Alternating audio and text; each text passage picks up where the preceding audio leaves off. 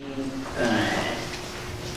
meeting of Tuesday, October 23rd, 2018, to order, it being 7:31.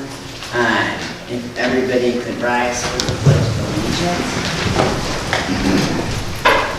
Pledge allegiance to the flag of the United States of America and to the republic for which it stands, one nation, under God, indivisible, with liberty and justice for all.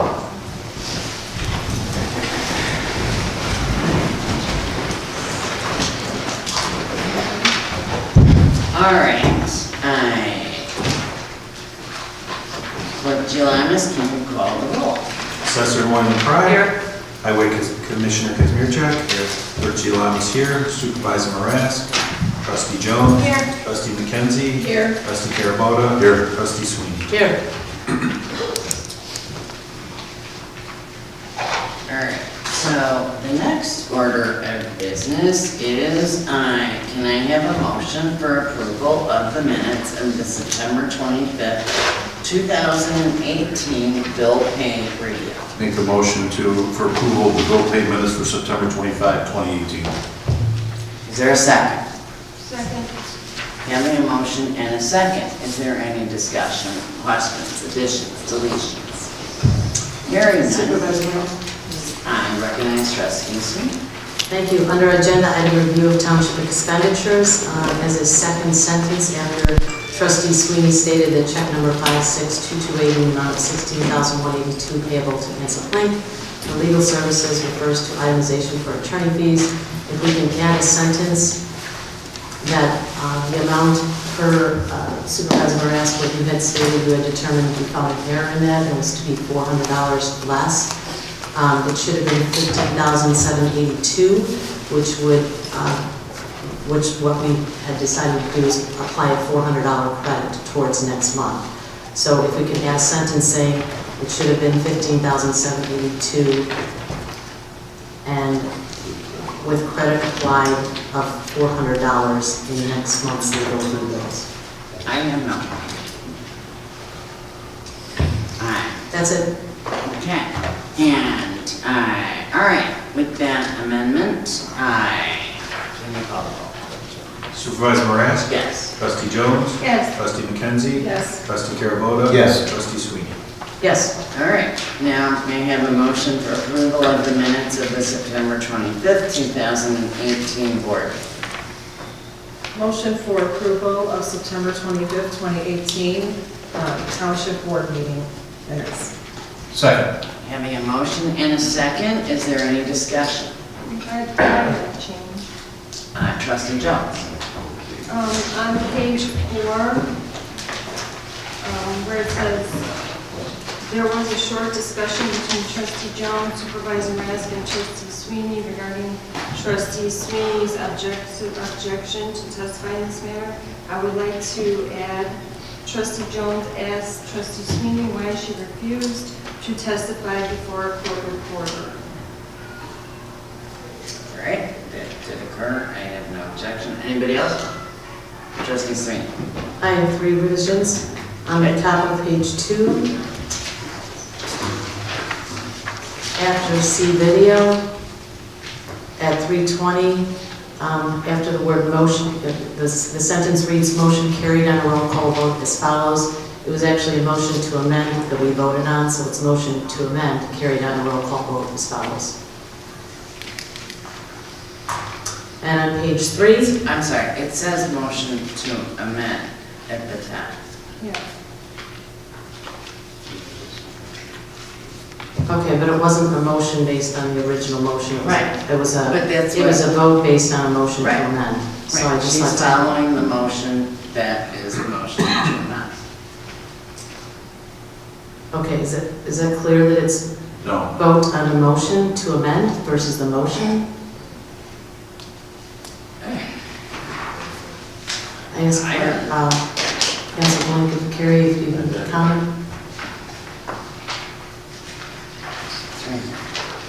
Yeah, there's nothing in Motion to between. amend. Could it be anything else? Motion carried.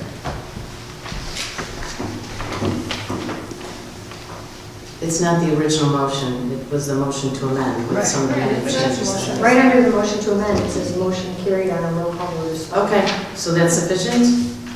Okay, I retract my, that's, on page 3, fourth paragraph from the bottom, it says trustee Sweeney stated that that in the general town fund expenditure, what I'd like to substitute is basically what I just said as it pertained to bill pay, that substitute, and I've got a copy for you, Geisha. Trustee Sweeney stated that in the general town fund, Council Blink had overage determined by Supervisor Marask on a check 56228, and a $400 credit will be applied on the next statement. And then on page 4, my amendment was also under old business, and under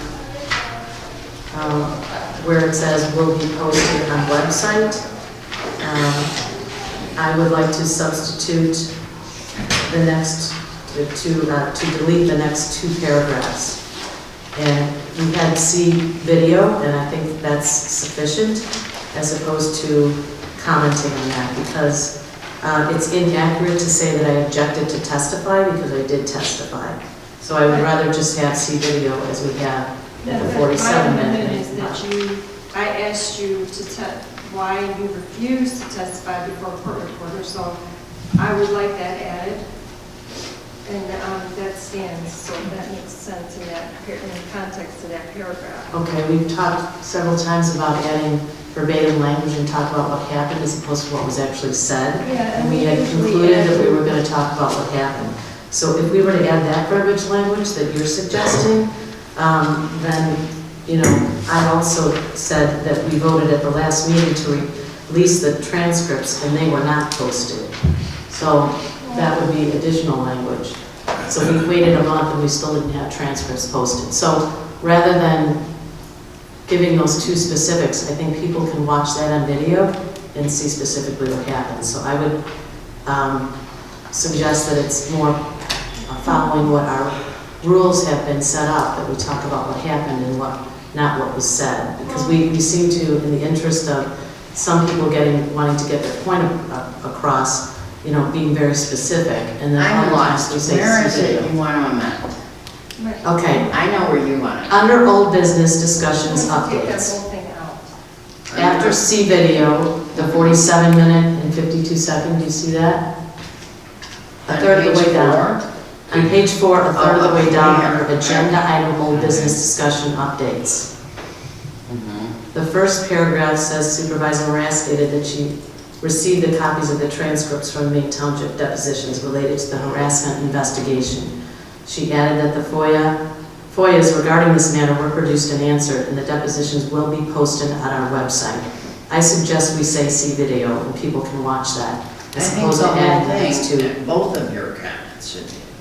I mean, it was a short discussion, it's But not verbatim. She wants It- to take that out. It is not factually true that I objected to testify.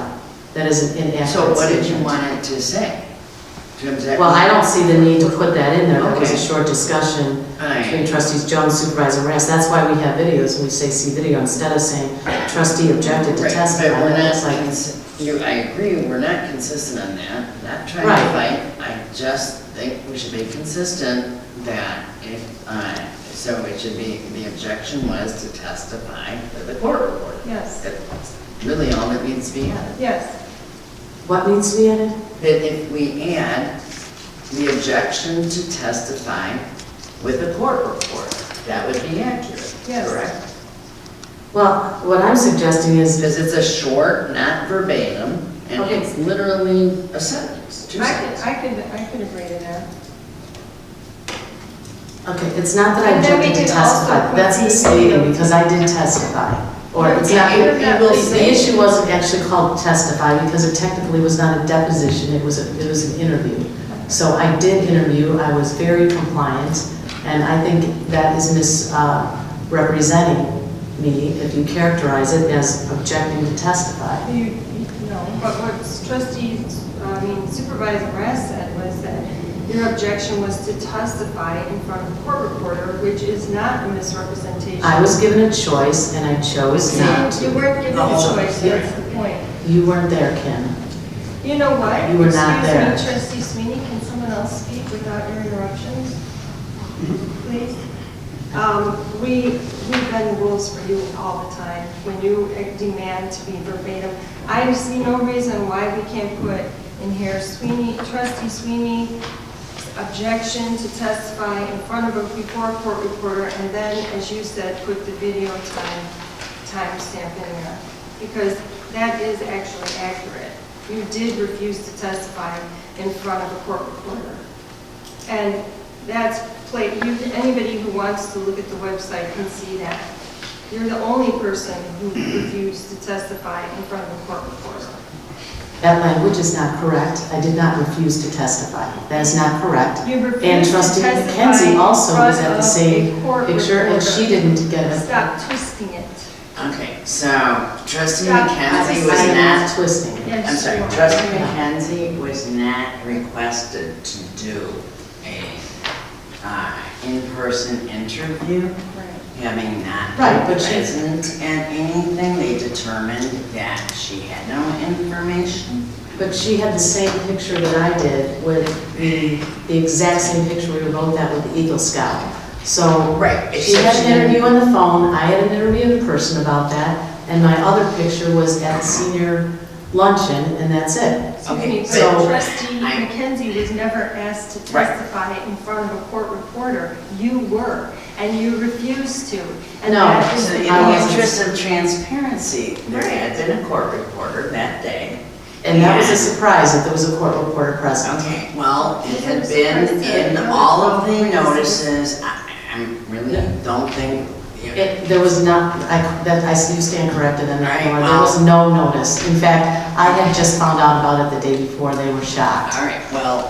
And the first one, there was a would court defer reporter to evidently. you, I was told that there was somebody waiting for me when I wasn't even aware that there was an attorney meeting that scheduled. So- Okay, well, I think it's an inaccurate statement, and I'm sticking to it, that I did not object to testify. No, but we're I had an changing it interview. to, you objected to testify in front of a court reporter, which is not an inaccurate statement. And then when we add the timestamp, it should be sufficient. The word is not testified. so would you like it to change, you object I was to having interview? offered the ability to just talk without court reporter. Well, That's a that's fact. sort of the point. So that's not an objection to testify. That is not what our attorneys tell us, and that is not what the course of procedure Do was. you have something in writing showing that? Well, they had the court reporter, and you had. What do you mean, that is not what your attorneys told emails you? that I I was heard. there. Well, then why did you pay for I was the there. reporter to email? So, I think we should take a vote. I would prefer that those two paragraphs be eliminated, and I'd like to vote on my amendment as stands. And if that fails, if you can, somebody can second it, Well, my amendment Second. was first, actually, so we haven't voted on my amendment.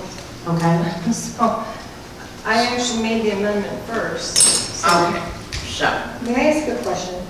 Okay, so the minutes are supposed to accurately depict what happened at the meeting. So did trustee In Jones... summary format, correct? Right, right. But not, okay, because we keep going, it seems like when it suits to be specific, then all of a sudden it's a very specific. Yes, I did specifically ask her why she refused to Did you- testify before a court reporter. I remember you asked the question, but did you say the objection to testify?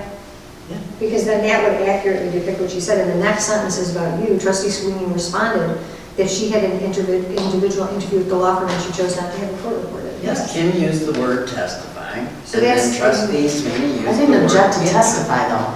No, but if Kim that's what said she asked at the meeting, that's what even if she she asked characterized it you. in different ways, what she asked. And then you answered it using the word interview. That's why I don't know. No, I that don't wasn't an recall what exact, she asked. no, I You're listened to the saying tape, to- and that's not exactly what the tape said. But you're saying To keep up. to change it to Kim asked the question, blah, blah, and Susan answered Yes. in a certain. Right, so however the question was posed, we can depict it, whatever the response was, I mean, you can have both of them verbatim. I mean, if that's, Since it's so sensitive, we'll put the actual question and answer. That's a good idea. Yeah, that's fine. Okay. And then we can put the timestamp of the video on. Right, okay. So there's no long about it. Okay, I think we need to, if we're gonna go verbatim, I mean, that's, It's for literally it's- for like yes, a question and transparency. it's answer. just every time that I've asked for something to be, you know, that I think is So significant, you're it objecting to doesn't work. transparency? No, I'm not objecting, don't put those Well, it words in my mouth, certainly please. seems that. I'm very transparent, so I don't have a problem with that. Except I think we need to Okay. know, I think we need to know how Stop. many sentences we're gonna put in here. And Literally, the question asked, the answer given. See video. So, would you like to make two separate amendment motions, or would you like to consolidate it to Claire's compromise? I'd be happy to consolidate it to trustee McKenzie's compromise. What about you, trustee Sneed? Okay, so let's review what we're consolidating. So we're putting in the first two amendments of mine, right, the page 2, page 3. Yeah, those have nothing to do with, yes, Right. those are fine. I know, but that's part of the consolidation, correct? I want to make sure that that's All in. agreed on, yes, yes. Well, we haven't talked about it. Yes, Okay. those are good. Okay. And so as far as the consolidation, what we're talking about is continuing to, I had suggested that we start after the words will be posted on the website to put see video. So what is your consolidation to keep the next sentences, which says Yes. Supervisor Rex commented? That in the interest of that's what I transparency, said. that we're still waiting for more responsive documents. Yeah. And then it would be, there was a short discussion as follows. Trustee Jones asked the specific question, Verbatim. the verbatim question. Trustee Sweeney responded the verbatim answer. See video. Okay, because there was a long, I mean, it's gonna be a longer discussion. I listened to it, so. Okay. I mean, in the interest of fairness to all sides and transparency, I think trustee McKenzie's method is actually the best one. I agree. So, are we agreed that we can do this on a consolidated motion to amend? I would add one other comment, because this was in here, and I think it was significant, that I had said we actually voted last meeting, which was a month before, to release the transcripts. So they were not posted for an entire month, and they were agreed to and voted on. And that was what I said in that, Okay, so I don't want that that's taken just out not- either. I'm sorry. We that's voted just to release transcripts not last true. meeting, and they were not posted. Yes, because then you explain, that's what you go on to explain why you didn't post it, because you thought you were gonna reject it. You made a comment about it No. needs to be redacted, and then you I was waiting for later said, yours. then you made a comment about waiting for It mine. was 4 days. And that's gonna I be- received them on a Thursday from Carrie Lynn's paralegal. So it took 3 weeks to receive it? No, it was literally 4 days. Well, we voted on it a whole month before, so it shouldn't have been 4 days. I didn't get them until 3 days before I was just asking. they were, I said I that thought at the you- board meeting. I mean, You can watch. I thought we had transcripts, because we had We seen had it. Kim's transcript. I got all the others on the Thursday. It's all publicly released in the emails. And then when I didn't see yours, because there had been a list, I emailed the paralegal, who Attorney McCabe responded. He's the person that said that what he said with respect to your not wanting to do it with the court reporter, and that's why it wasn't done, so that there wouldn't be one. And so, then they got posted. Okay. I had thought we had access to this sooner than that. No, I mean, we didn't. So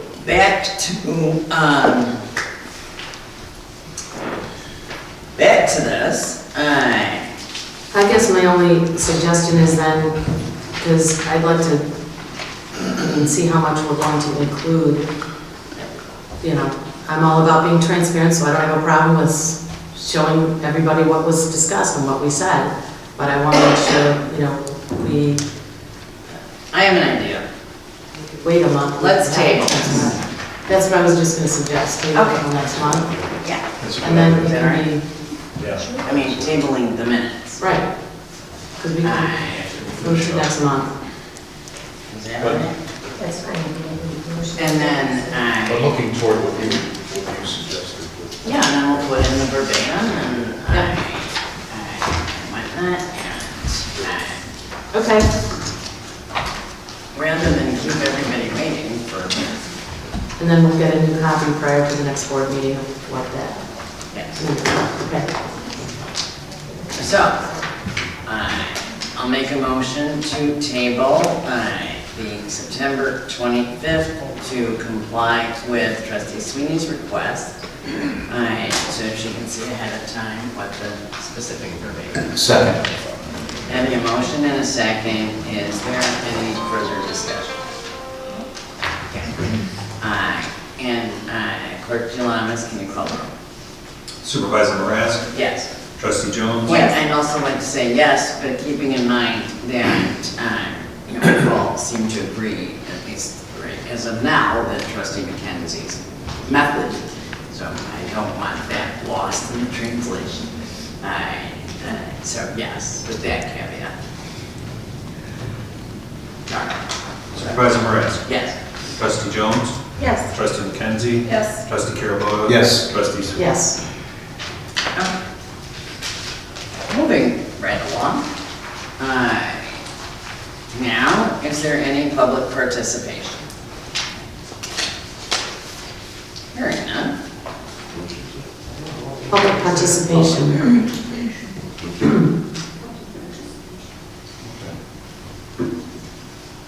Okay. Do you have, Anybody for public participation? Yes, This I'm is the asking, yes. Anybody else want to go first? No, you go first. Don't interrupt you, you're big.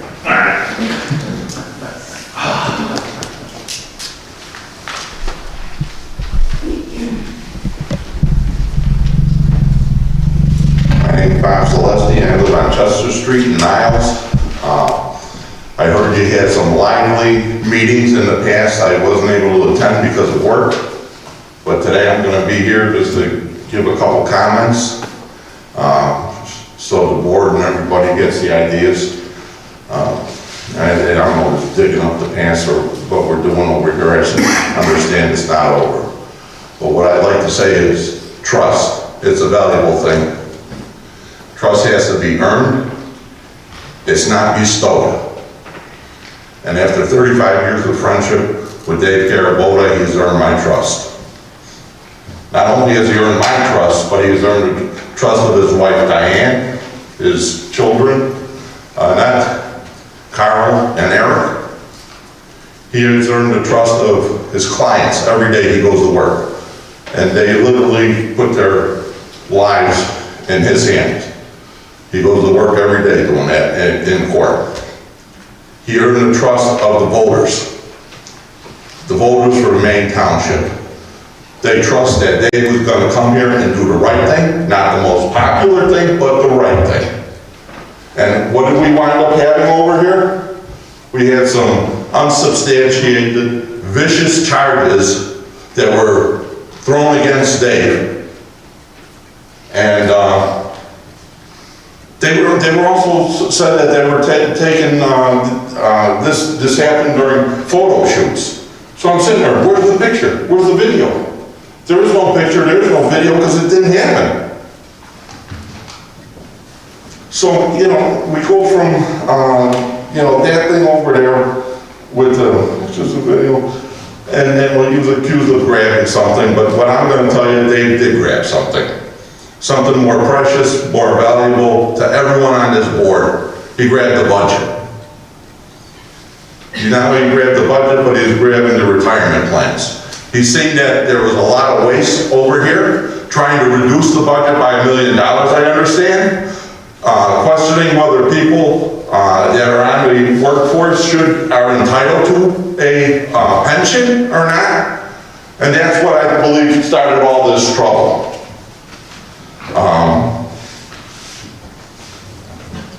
I have a cell phone here. And you know what I do with my cell phone now? I reprogram it. All my friends, they're moving out of state. I thought they would stay and be here. Where are they going? North Dakota, South Dakota, Florida, Georgia, Alabama, Idaho.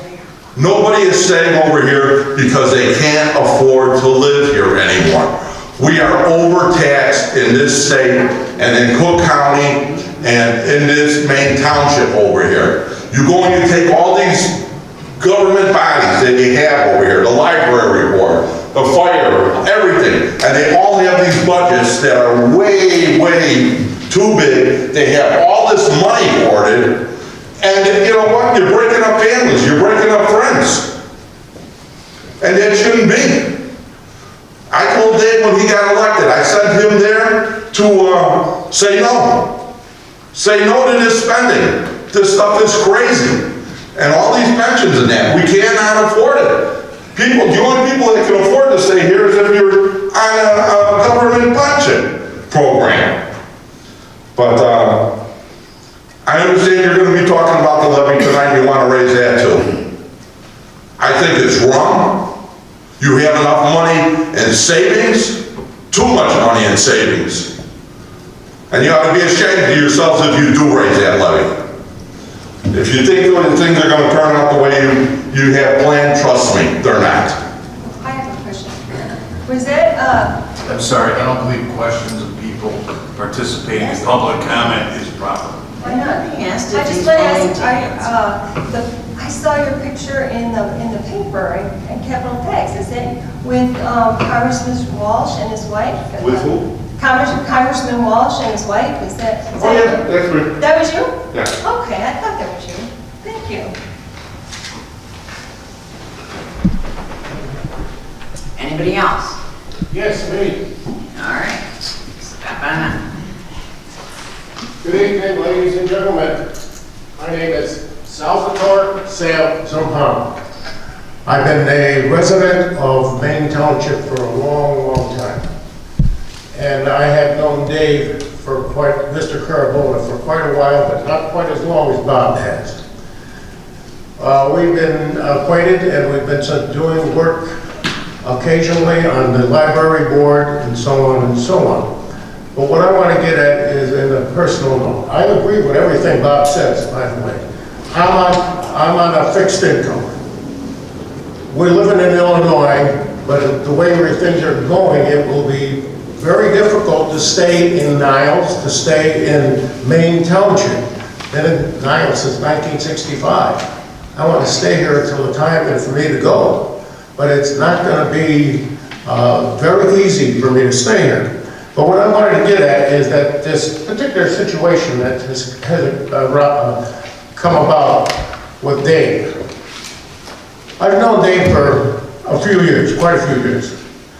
And I see him practically every Sunday in church, him and his family. I think Dave is a very, very decent man. I've come to know him from what he's done with the Knights of Columbus, what he's done for the church, what he's done for his family. He's a very devoted husband, father, and he's devoted to his church, to his clients, and to all of his friends. I personally cannot see him doing what he has been charged in doing. The other thing is that this has been dragging out too long. It's been going on for quite a long time. I mean, you know, we're not in Congress of the United States that we have to debate this stuff all the time for such a long time. Let's get this thing over with. Let's get it resolved so we can get down to business. The business of running Maine Township and the business of keeping our taxes low so we can stay here. Once again, Dave, in my opinion, is an honorable man. He's devoted to his family, devoted to his wife, devoted to his church, devoted to his son, to the city and town. As far as I'm concerned, this has been going on too long. We should resolve this thing as quickly as possible for all parties concerned, because it's not doing anybody any good. It's not doing Maine Township any good. That's about all I have to say. Once again, he has my full support. Thank you. Anybody else? All right. Now, I'm going to ask for a motion for approval of the general assistance expenditure. Motion to approve payroll for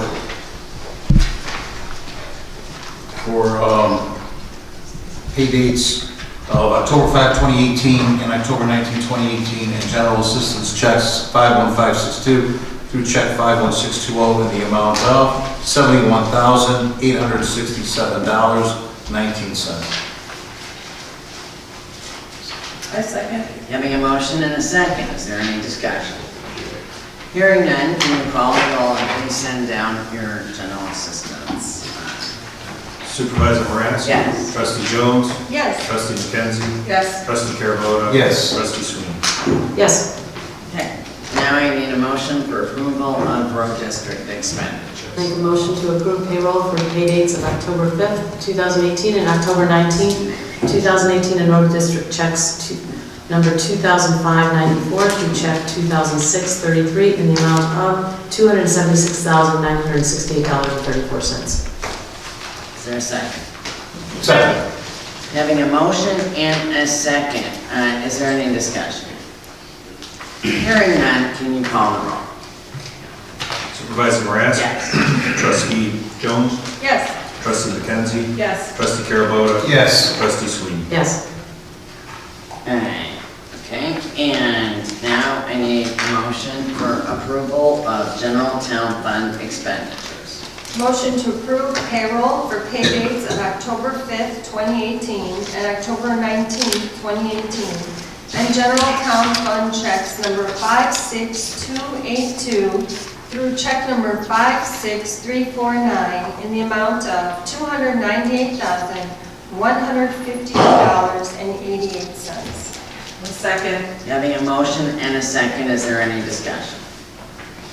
Hearing none, can you call the roll? Supervisor Moran? Yes. Trustee Jones? Yes. Trustee McKenzie? Yes. Trustee Carabota? Yes. Trustee Sweeney? Yes, and I do want to just say the credit should be applied, and assuming it was something. It wasn't applied by mistake on this bill, so it will be applied on the next bill. And Carrie Lynn is aware of the, so otherwise we have to change all the documentation, and we really don't want to keep this bill Right. under for that. Okay. Don't worry, we're keeping track. Okay, so, can you call the roll? Oh, did we do it? Yeah, we did. I had just added. All right, so first order of new business is the RFP for the new contract for the copiers and the printers. So, do we have people here who submitted RFPs? Warehouse Director. All right, anybody else? This Lane's office equipment. Okay, so what we're gonna do is I'm going to have each of you, give a presentation for a few minutes.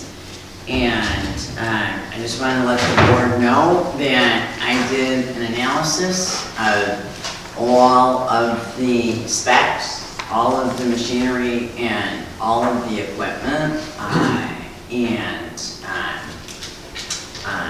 I can pass that out. It is, or I can wait until they've given the thing and then pass it out. So, would you like to? May I ask a question? Sure. Since you did the analysis, I did not see any pricing or anything that was referenced on page 13 on the image tech that was attached, other than, the pricing was submitted for the per page cost, but nothing, it was supposed to be separate attachments. That's one of the issues, so. Oh, but they didn't submit it? Well, Image Tech, how can we? so I have a summary, I mean, I've written notes all over this summary.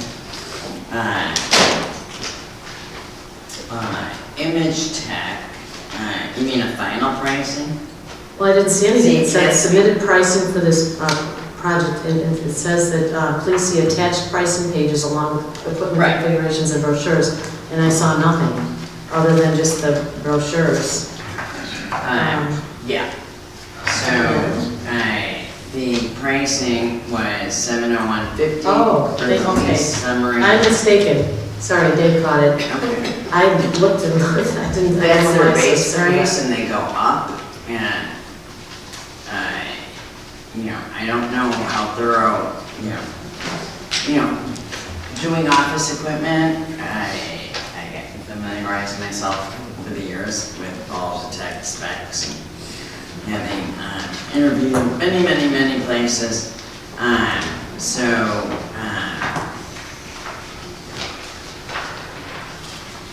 I have a thing of this summary. And the other question, just before they make presentations, was, would we, is there a reason why we're just looking at a short-term lease instead of longer term? or- Yes, because we cannot contract beyond our term of office. Okay.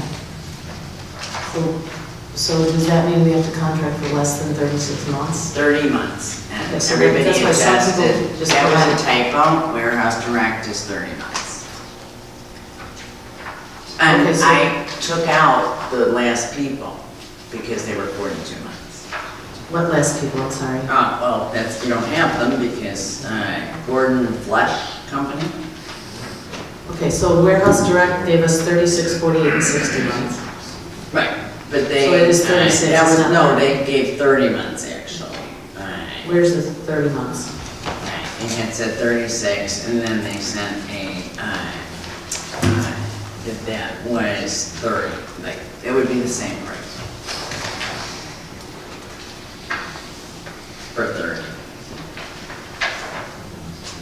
Which we were gonna get into in the presentations. And then, there was another one, Impact, that doesn't sell or support electronic whiteboards, so they were taken out. Who's the other one? The other ones was Gordon Flash. They They were 42 months. They were 42 months, and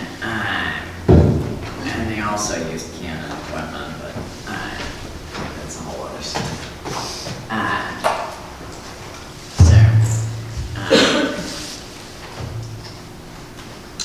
Okay. Ben. You want me to do it first? Yes.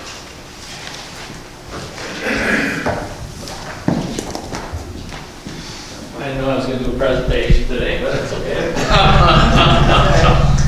So I know that RFP was a little difficult because you really had an oddball time for it to expire. So we put on there the date we wanted to expire, I believe was May or something of 2021. I thought it was longer than actually 30 months, but I could be wrong. This is your Warehouse Direct, right? No, I'm with Oh, this you're the Plains Plains, office okay, equipment. sorry. So I just put down the expiration date of what that was on the RFP. So we're your current vendor now that has the equipment that you're using. And you've had it for over 5 years actually. And it's held up very well.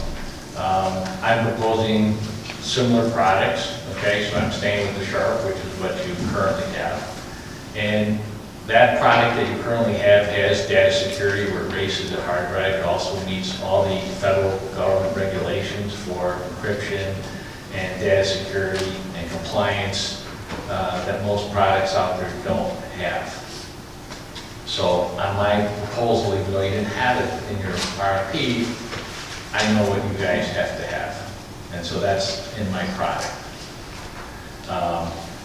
So it makes it a pretty easy transition if you stay with me because all the personnel is used to the product, they're used to laid out. It's very easy to use, and the reliability for the last 63 months has been excellent. And you can ask the staff if anybody, they've never complained. Also, the interactive board that you have that you use is you know, we're proposing the chart, we're proposing it with, you know, what you have. So there's no surprise to anybody of what they're gonna get. It's what they've been used to for the last 63 months. And, you know, our company is probably gonna be the oldest company you're gonna deal with here. We've been around for over 65 years. And we're probably the last family company left here in Illinois that sells a truck. So I have a couple questions. Sure. You did actually change the equipment.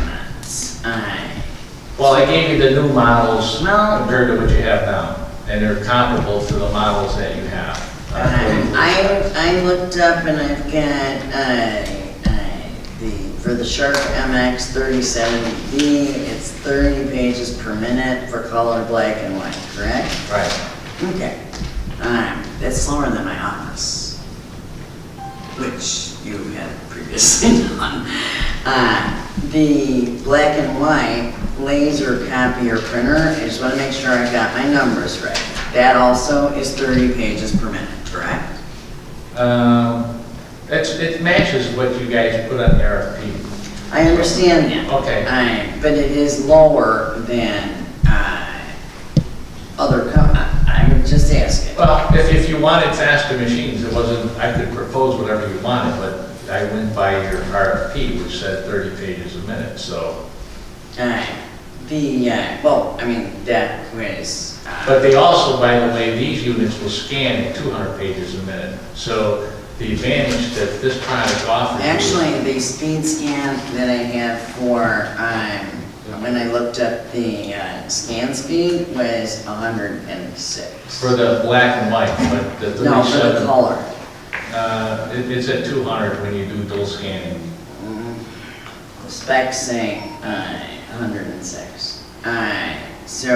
If you only do one-sided, but because these machines have dual scanning, it goes down to 200 pages. Okay. The other question is that at the end of the term, will the township own the whiteboard? Sure. I mean, free and clear. Yeah. Okay. And is the whiteboard that you're proposing the exact same one that we have? It's the newer model of the one you have. But you didn't put a Yeah, it's a 70-inch sharp. Right. That's what we That's currently. what you currently have. Right. Yeah. And So why is it the newer model? Because you said on the RFP. No, I'm saying, we have a 70-inch sharp. Is there something in your proposal? I'm giving you a new 70-inch sharp.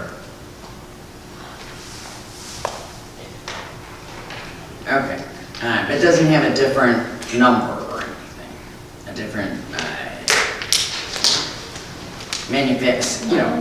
It's the sharp, you have a sharp right now, which is 70-inch, and I'm giving you the sharp new model that's 70-inch. You're giving us a new board. Yeah. Is it an increased model? It's the Or is new- it the same one? It's the new model. It's not the same one you would currently have in this facility, but it would be a new model that replaces the current one you have, which is the replacement to that model that you have. See, I can't remember off the top of my head, but I think yours is a 702 and this is going to be a 703. Okay, so. Well, that's what I'm asking. Okay, and so the other thing is, with respect to the monthly pricing, for the lease, that monthly pricing does fluctuate, am I correct? It's based on the volume of prints that you asked for on your so 8,000 images. right. So now if you did more images, it No, would- I'm asking you if it fluctuates based on, like I said, when I used you, so my contract would go up from 477 to 512. based on your usage, yes. No, that was service. Right. So, Service is in this number, so is that going to go up only if your volume goes up. when the price of service goes up? Will that go up? No. If you, Not numbers, forget copy paste. all right, no, if your number's the same, it's the same for that period of time. So, it will be locked in, Right till the end of the term. okay? And, so the other question,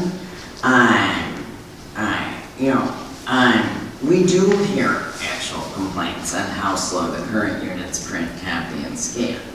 So, Well, that's news to me, because over the 63 months, I've never had one person complain.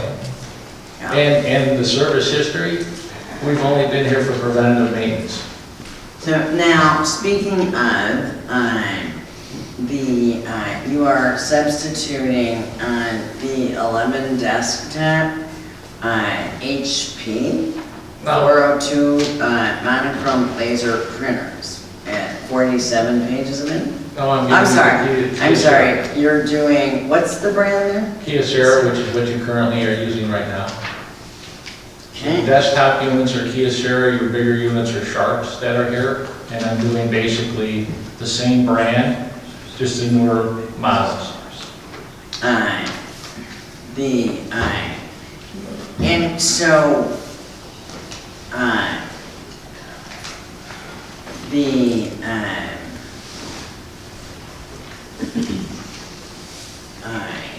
what is the ADF capacity for the copies? Well, depending on which model you're looking at, the Sharps all are about they're 150 pages, Mm-hmm. and they all have dual scanning.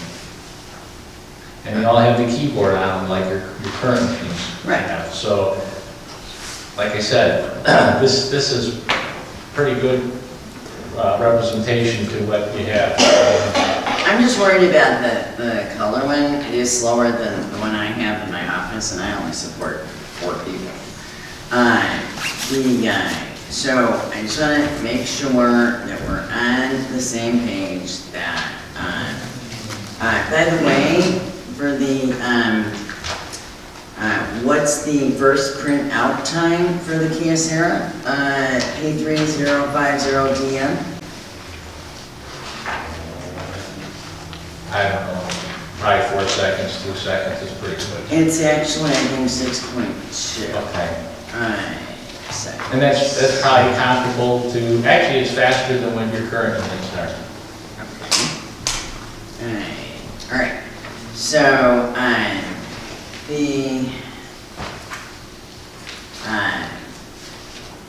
the lease to buy, I just want to make sure that we're on the same page on the whiteboard. Is there any hoops that have to be jumped through in order for that to be ours? Are you talking about the existing board you have now? Now, if we were to go with you and we get the whiteboard. Because we're going to take the old equipment back and send it back to the leasing company. And that includes your existing board that you have now. Is that what you're referring to? No, what I'm referring to Is at the end of this, the end of the new lease, you would want to keep that we board. want to own it outright Okay. with no further money. I didn't have that on the RFP. I It didn't. is on the RFP. It is? Well, then if it is, then we'll honor it. Now, okay.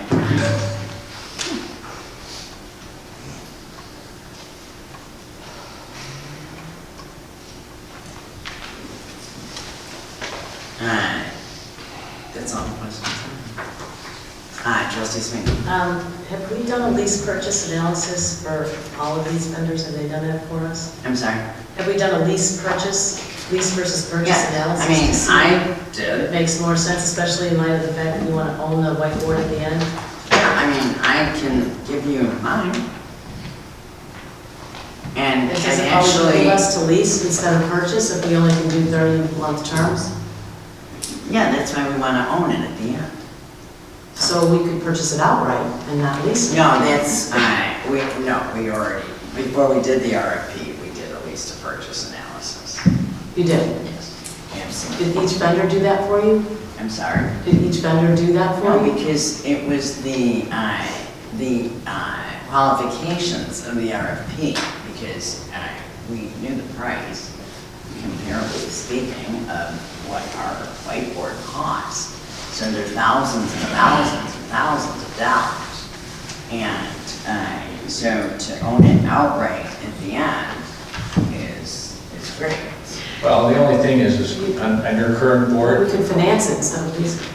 Yeah, but the financing is gonna add I used money. to do lease purchase analysis, like I did that for all my clients, so I'm just asking if we did that. Did each vendor provide that for you, for the, the Did you provide a lease purchase analysis? that wasn't asked on the RFP. It was only asked to give a lease price, so that's what I did. I understand. I just wondered what the rationale was for not asking for that, especially if we don't own it at the end of the term. Yeah, I didn't Anyway, remember seeing that on the board myself. why don't we just purchase it outright and, Is very, very expensive. Under this, we are maintaining that, so, there's a computer attached to that board. It did go out in a 5-year period, which then we replaced, because it's under the lease and you didn't own it. So once you own it, then you would have to have that expense of replacement. Because to be honest with you, the computer, the best you're gonna get is 5 years out of this. So just your overall, not to put words in your mouth, but your overall suggestion, just without going in deep into it, is that the lease is the better way to go. Well, because you have your For maintenance. our purposes. Right, you have your maintenance inclusive covering. So if something goes wrong, we've always swapped the equipment out and it couldn't be fixed. With your, Or it was cheaper for us to just give you another machine and repair it, like the computer would have. I just wonder at what point it makes financial sense. Do you have to own it for at least 4 years to, Yeah, sometimes you can actually see what the Right. difference is. The And it six, could be cheaper to own it, but maybe not in the case of the whiteboard. I don't know. it would have been What are cheaper we if you using went that 60 for again? months. What is the whiteboard? Whiteboard is used a lot. It is used for, first of all, most of the senior programs, they watch movies on it. They do a lot of their programs on it. It's used for, Dana? Whiteboard? Yeah. Oh, well, we do everything from, communication, movies on there, we do PowerPoint, every department uses it probably 2 times a week. When we were doing our paychecks, comparing places for our payroll, we were able to do, and I think we were at one of the meetings when we were talking about the other place, Brannigan's, where you're able to put it all up there because it's connected to a computer. Yeah. I have more, I Maine State uses it all the time. Is Rich here? Rich? We use it for our community education and professional development workshops. And seniors, are you here? Yes. And Yes, we use it for informatives, we use it for our driver safety program, the rules of the road. Any speaker that comes in puts it in, and 100 people can watch it at one time. and also for movies, right? Yes, and for For the seniors. Yep. So it is a very important piece of the work. What is the outright purchase price of it? What is what? I use it also. Oh, I'm sorry, and the assessor's office uses it, I use it during with meetings. a computer on there, you're about $5,500 because you've got a stand. Well, that probably you're about 6 with the stand.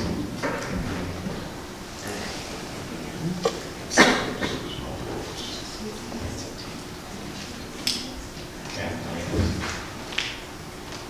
in a ballpark, it's pretty close. Well, it's good. Extra, the prices for, the per image is 55 cents above and beyond, right? For 38,000. Well, is it, Laura, what I'm hearing you say is like, is there inconsistencies with what we want? It's not fast enough? You had made some Well, comments. it's And are sort we of lower. comparing like for like with all these different That's what places? it currently, Well, I know we have, you're at 26 pages now with your color. yeah, okay, I'm just saying, when you compare it to other people who applied, for example, one person's is 50 pages a minute, Why don't you change your RFP then, if So, that's what you wanted? I mean, HP, well, I understand, but we're doing, I can do other HP that a lot, each but I just person found can RFP. do that, and I appreciate that willingness. The HP, one, for the next company is 47 pages a minute, and, the scan speed is 180 pages a minute. Image tech is 22 pages a minute. It's like a huge difference. We scan a ton of stuff. So I'm just like looking overall at, because it feels like we're sort of lowering the equipment. I mean, and no offense, I mean, I've known you for years, so, and I know it was the minimum specs, 30 feet, whatever it Well, you was. currently have that though. Yeah, Right, that's slow. but you're not here every day, where, they may not complain to you how slow it can be. So your scan speed. I don't mean to argue. I'm not arguing, I'm just gonna explain the differences. The scan speed on the new machines are significantly faster. So compared to the current machines that you have now, they're scanning at, depending on which model you wanna talk about, anywhere from I looked at the 26 pages to 30 specs. pages. I just went by the specs. Right, I'm just saying your current models. And the new model that we're proposing is, if you look at your spec, is 106, like you said. So it's gonna be significantly faster for scanning. Well, so I'm saying If to it's only Susan, one-sided. Now, if it's two-sided, then it's gonna be at 200 pages because you have full scanning on these machines. So. I'm saying to Susan, that for the reason I'm asking this is because it's such a wide variety. So for the model that Vic is proposing, it's 106. For the model Warehouse Direct is proposing, it's 180.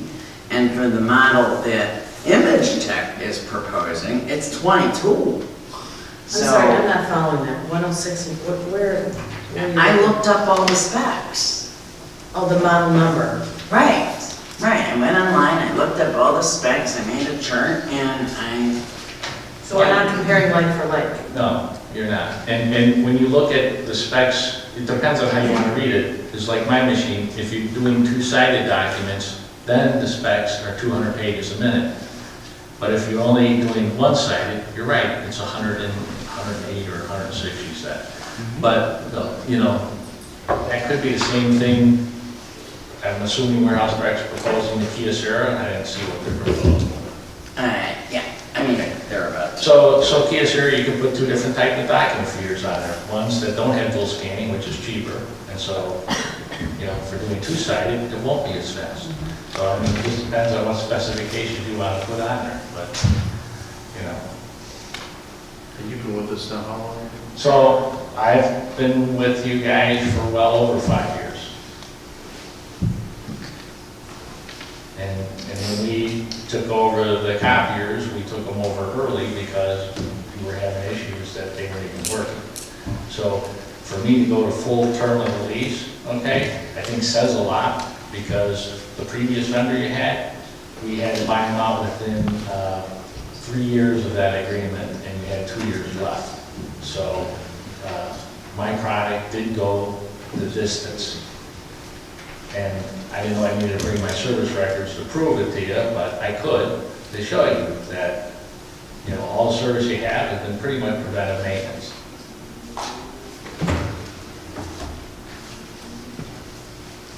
Can you,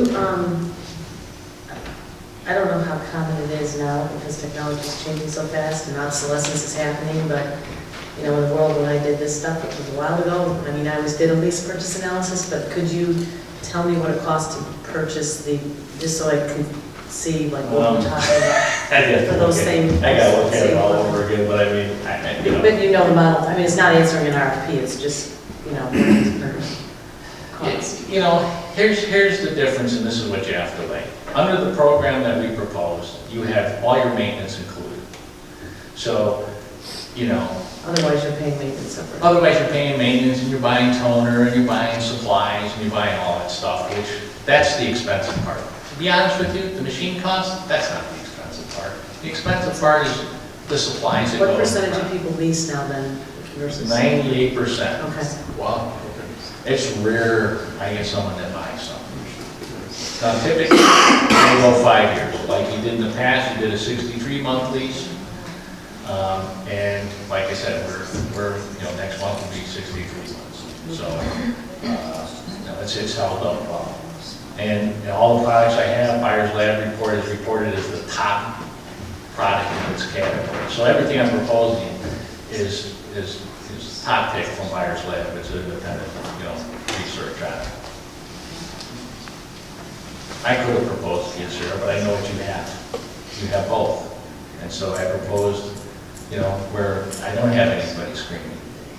Right. So, and if they were, they wouldn't even ask me. Can I make a comment on that? So whichever company you decide to go with, it's time consuming, even if there's like a major paper jam or a little line, that's down there. For us to call, for staff to take their time out to try to figure that out, as opposed to calling someone in service and they come right out and fix it in 10 minutes. That alone to me is worth, listening. We gotta calculate that into the calculation. Exactly, and we have staff try to figure that out, it can take an hour, we don't want to do that. And then, like what you said, like the toner, the cost of the toner, replacing the toner, and obviously, we have more than one machine in the building, but several machines. So, not that we're breaking frequently or not, but just because there's 40 plus staff in the building, there's paper jams, or sometimes there's like a little thin line down the screen, we're not sure where it's coming from. The service tech obviously can fix that in 5 minutes, that's what they do for like a week, would take forever to try to figure that out. Right. So for me, I certainly agree. my personal opinion is that leasing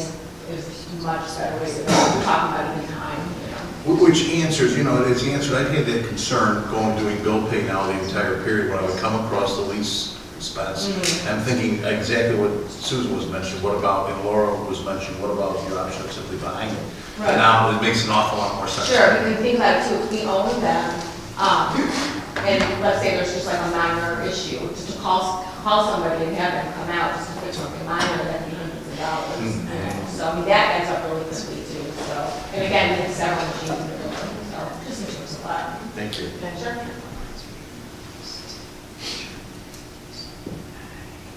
I guess I have a question back for you, Laura. Is there something else you should bid on if there's something you're not satisfied with in terms of speed and? No, I think we should listen to the other proposals. Okay, but he wouldn't modify his then, we're just. Did a great job on the presentation. Well, everybody can modify to meet everybody, so you go by lowest. I go by specs, you can use specs. I did go by. I went by You spec. answered the RFP and you went by spec, and so you delivered what the spec said. But what I'm hearing you say is that you're not satisfied with the spec. Well, maybe No, I misunderstand. I'm saying That it's not actually as fast as it should be here. No, that's not what I'm saying. Okay, I'm just misunderstanding it then. Well, I haven't said anything yet. I wanted them I'm not dissatisfied, but I'm comparing equipment. I want to make sure that, my questions are accurate. So the equipment that was suggested by these other companies, some of them are better. And so what may look like a $200 difference is actually you're getting better machines that can be serviced. And well, I'll let them do, I don't know Image Tech, they're not here, but Image Tech also has different machines. I have not seen, with respect to Image Tech, I've never seen anybody suggest a brother for the London desktop black and white printers, personally, but, so that's not on you. No, I know, I was gonna say, I didn't propose that. But I am somewhat surprised that you didn't propose Kyocera because, Well, I proposed a Kyocera where you had Kyocera.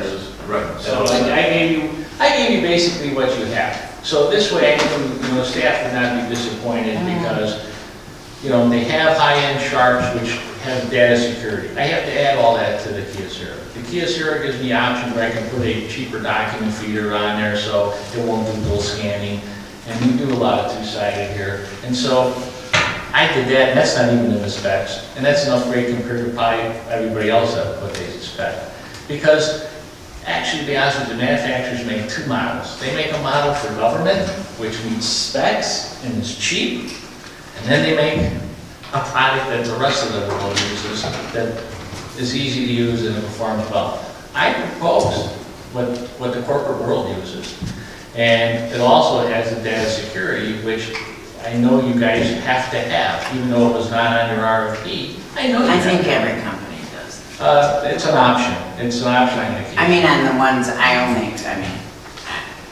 so I just was a little, with respect to this, I was a little disturbed that the speed is slower than my home lot. So that was, whether that's what we had, and God forbid, I didn't know that was what we had, because Actually, they're slower.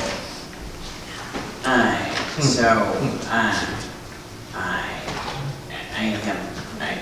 mean, no So what do you want, disrespect. 15 pages per minute? I mean, is that? No, Susan, it's each person answered the RFP with their proposal. So all I did was make a chart of what the different specs are, of what they proposed, of what each company proposed. Because I didn't think, no offense, that everybody was going to spend the weekend perusing all the specs. And those are important things. I buy office equipment, I lease office equipment, and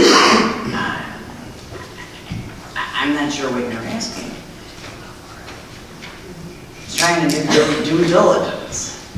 Yeah, I mean, it's your, people should be happy, it should be functioning, it should be, Yeah. performing according to what you want. So,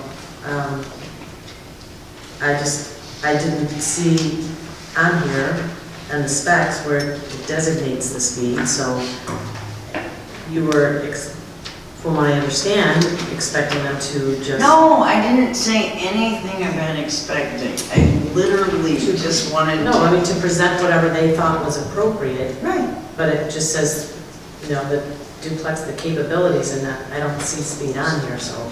It says 30 pages. Yeah, there is a minimum for an RFP, so there's a minimum speed, right? It said 30 pages, I don't know if it's a minimum on there, but, it just said 30 So pages. your questions seem to be more to me, so why don't we hear from the next one? Okay, sure. Thanks. Thank you very much. Thank you. Thank you. Thank you. All right, warehouse direct. How you doing? Good. Bob Nicklin, Warehouse Direct.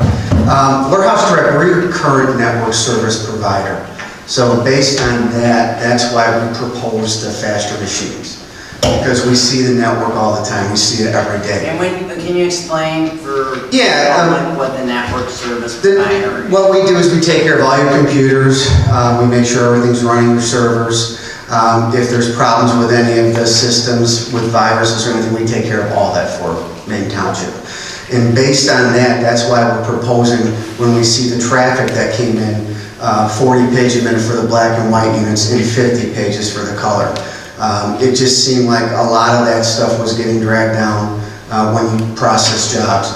That's why we went with the Kyocera 50-page color and the Kyocera 40-page black and white. We also put 270 sheet dot feeders, dual scan dot feeders on both those machines. Again, that's The color and the black and white? Yes, the color and the black and white will have 270 sheet dot feeders in both, and they'll be dual scan, which means they will automatically scan both sides at one time. The other big thing about the Warehouse Direct program that I need to point out, when you get into talking about lease pricing and overage charges, Warehouse Direct will never ever raise that. We won't, even if you go over on your plan, Warehouse Direct does nothing for 30 months. There's no charge for overages. There's nothing. There's no charge for color overages. There's no charge for black and white overages. Oh, so that price... That's all part of our program when we do a municipality like this. So there is no charge for any overages. Why is it on your bid? It's on there because it was on the spec sheet, but what we wanted to point out is that that's on there because we had to have it on there. Oh, for the spec? But Yes, you're but we will not charge you for overages. Ah. And we have similar, if you look at our referral list there's a company on there that we have the same exact program with, Snap-on Credit. We do the same exact program for them, where we do not charge them any overage fees. So that's another key with Warehouse Direct. The other one is the 75-inch whiteboard we're proposing. We're going with a Rico 75-inch, it's a little bit bigger, a little bit more advanced as far as technology goes, but that's another added incentive. It is a larger whiteboard, and again, taking care of the network, that's why we wanted to go with something bigger on that. So, I'm sorry, can I ask about the whiteboard? Yeah. Can the whiteboard also live stream a meeting? Yes, it can live stream a meeting, it could do all that. We can really set it up, our guys can set it up and with really anything that you need it to do as far as that goes. Correct. Correct. The other thing is, with the maintenance and the supply, we monitor that with our software. It's called FM Audit. That's automatically will send toner out when it reaches a level of 20%. So there's never a need for anybody to call in for toner anymore. There's no charge for that. We don't charge for delivery. That toner automatically goes out to you guys whenever a machine reaches that level. Now you can set the level at 20, 30, 40%. That's up to you. We usually, industry standards, around 20%. And again, that automatically goes out, so that will eliminate the need for people calling in to ask for toner. That's another key. We also offer unlimited training for all users, even if we have to come back. We will not ever charge the township for that. That's all included in our program. Some companies charge, we will not charge. That is a 30-month lease price too. We put in 36, but it is 30 months. We usually go 36, 48, and 60. It was a typo, so that is a 30-month price. So, and you will own, we put in our proposal too, the whiteboard is yours at the end of that term. There's no buyout on that, that's property. There's nothing. There's nothing. No, there's nothing on that. Really any questions on? I do have some questions. So why is, I've been told by my son, who is a tech guru, although he's still learning, so that first page out is like an important spec. Is it? And why? Well, first page out, really, when you get in and you see the machines and they haven't been running for a while, you want somebody to be able to print like that. All of the machines, I know on the HP printers, it's 5.6 seconds on the printers that we're proposing. That's a real quick first out time, but it's just a matter of being productive. That's why it's a very important feature for a lot of companies, organizations. All of our units that we're proposing are above industry standard when it comes to first printout time. Okay, and I want to point out too, all of ours will have the data security kits also. Every machine that we put out there now will have the data security kits on them. So that's a standard feature in all our machines. Is there any difference in memory or, believe me, I don't know if I'm even saying the right lingo. The Kia machines utilize what's called an SSD drive that, again, process jobs a little bit faster as far as the other companies that are proposing. They do have an SSD drive to first out time is faster because of that, processes jobs faster. We max out the memory too on all the systems. What does that mean? So we put in extra memory to compensate for print jobs, especially with the township, because you guys sometimes are doing 200-300 prints per job. So what we do is we max that out from 2 gigs to 4 gigs, or from 4 gigs to 6 gigs. So that's always maxed out when we take into consideration a bit like this. But not at any extra? No, there's no extra cost for any of that. There's no extra cost for any of that. So when I looked up your specs, I just want to make sure that I'm correct. So the color copiers are 20 pages a minute faster, and the black and white are 10 pages a minute faster. Yeah, our color is 50 pages a minute. It's a 50-52 CI, 50 pages a minute color, 50 black and white. Our 4002I is 40 pages a minute. That's laser black and white. They all have the 270 sheet dock feeders.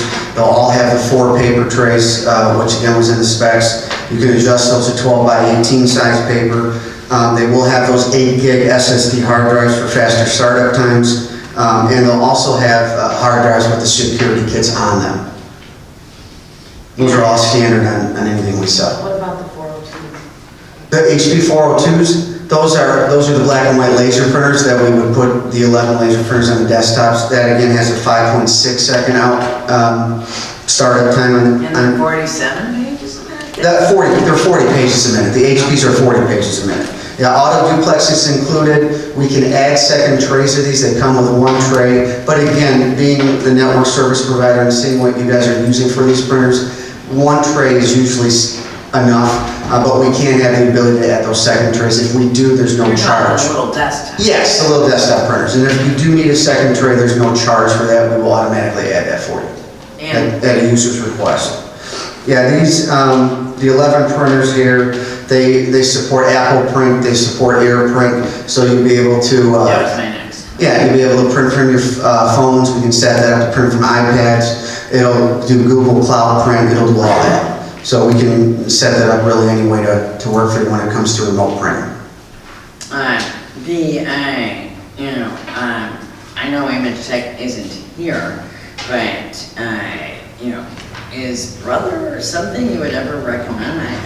Oh, we wouldn't recommend it in an environment like this, no. The Brother units are not something that we would recommend in any type of environment like this. Absolutely not. I have never seen it. Brother is more, if it's a small office, a home office, that type of thing.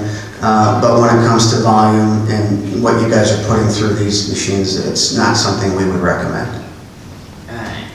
And so, how long have you been our IT people? This is our second term, so I think this is going on, I want to say 4 years now? 4 years for IT. Our second term around, I think we just won the term back in July, so this is our second term around. So, but I've been doing this for 20 years. Again, there's a whole list of references, people that use Warehouse Direct. Feel free to call them. There's villages in there, there's police departments, all that stuff. Yeah, you did have a lot of companies. I just want to make sure that I've got all of my questions. And just to point out on the leasing, I agree with the leasing, especially in a situation like that. If you don't lease, you would have a separate maintenance and supply bill then. So the leasing in this case is, the leasing in this case is much better, much better. Okay. And so,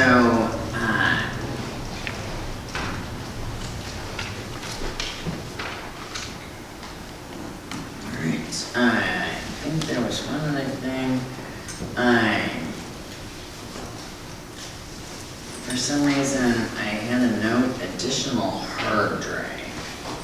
We have the 8 gig SSD plus the 320 gig hard drive that's in both our color MFP and our black and white MFP. That's correct. Okay, so in other words, the proposal includes additional hard drive. It's standard on those machines. That's correct. That's all in there. That's correct. And what is the additional hard drive do for you? You could store jobs on that. Really, if you wanted to, that's a way to store specific jobs. If you wanted to, take a job that you're using all the time and store it on the system, you can do that.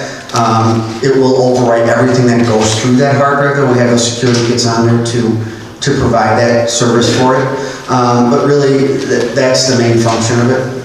So it stores in memory and you can more easily... It actually could store it on the copier itself if you wanted to. Let's say you have I'm just going to say a fax cover sheet that you use all the time. You can actually store it on that unit and then bring it up in the jobs and just hit fax cover sheet and print out like 500 copies at a time if you wanted to. So it does have that feature. And most, I'll be honest, most copiers do. Most copiers have it. I'll stop hogging, Just for clarification, then, the 30-month price term you have is $1,552. Yes, that's correct. 8 cents a month. That's correct. And for Displays office equipment, is it correct, yours is $13.32 per month, correct?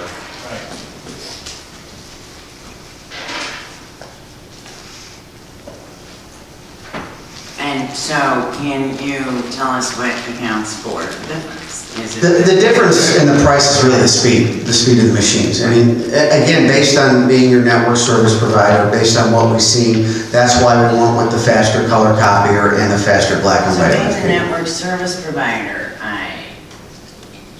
are you seeing the need also based on what the network? Basically, what's going through the network, print jobs are going through, sometimes they're delayed. Basically that has to do with, how many pages are being printed at one time, how many requests are going out there. But, based on that, based on what we see, that's why we went with the 40 and 50 page a minute units. It's just gonna make things run a lot smoother. So this difference of $2,640 a year is based on speed?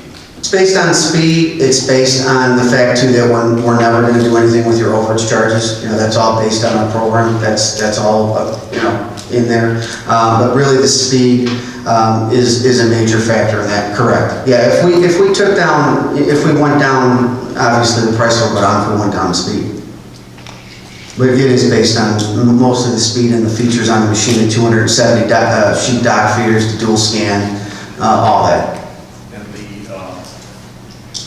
For $2,640, how much overage would that be comparable to? It just depends on what you want over.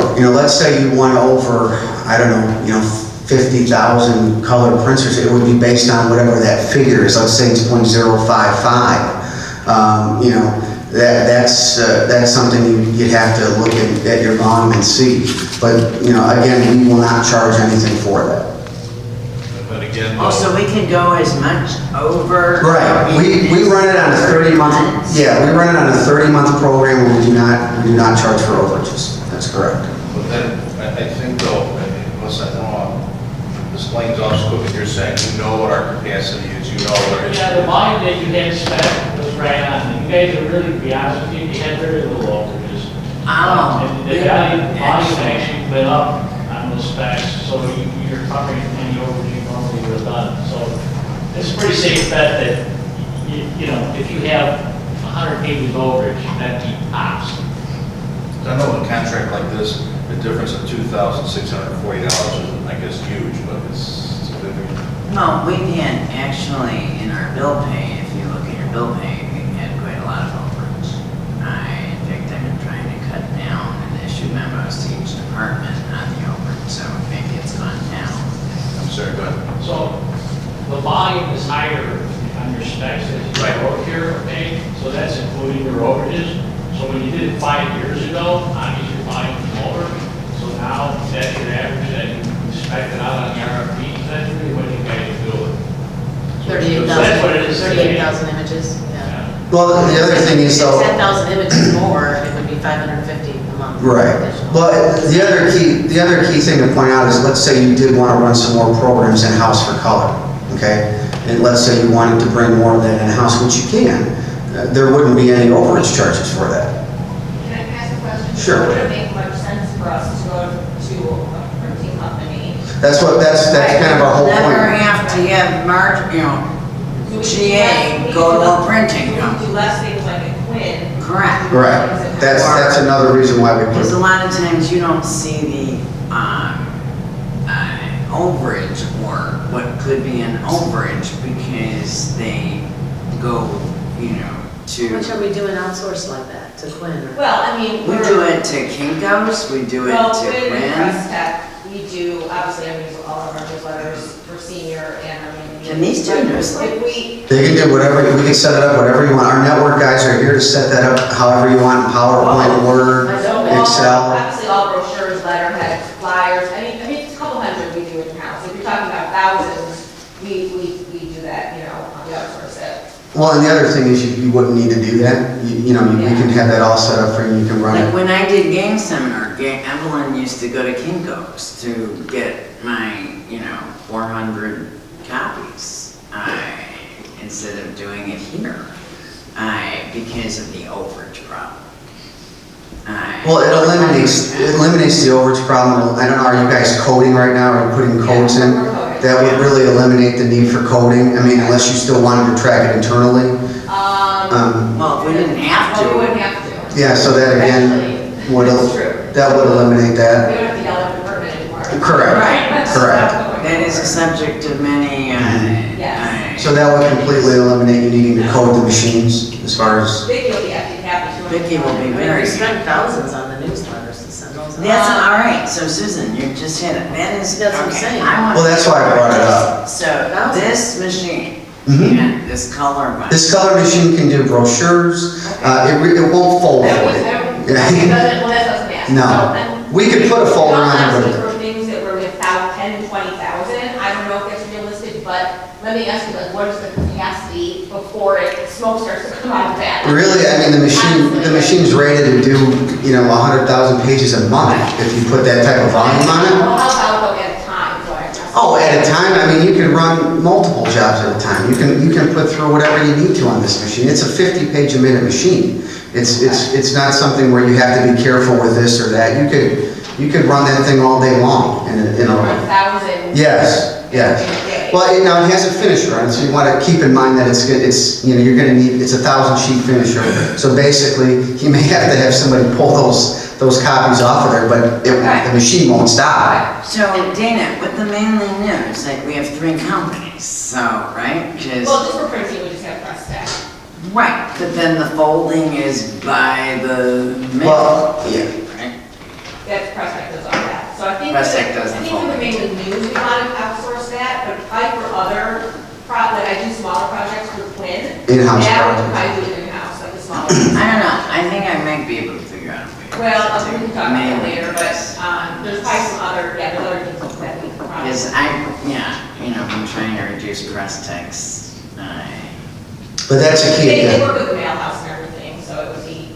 Well, right, so, does it have folding capacity? Well, you can get a folder on the unit. Yeah, you can. You can get a folder hole punch. That's more expensive. It's a little bit more. It's going to run you about $22 extra a month for a folding unit.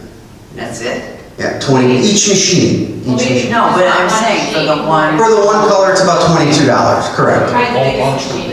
The hole punch is about another $10 a month. So maybe one machine, we want to add all that. You can. You can add it later too. You don't have to add it right in the beginning. This can all be added when you have the machine in, and we can add it, whenever you want. It all can be added later. Correct. So this one color copier could conceivably It can- fold Yes, it'll fold. and do 3 hole punch. Yes, hole punch fold. It'll tri-fold.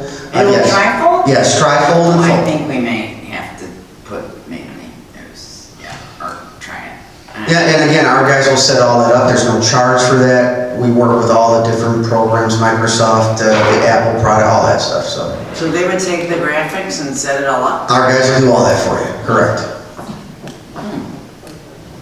Wow, okay. Now, just as Vic had, I think, offered to reduce something, to me, if, I just smashed your RFP, that's all I.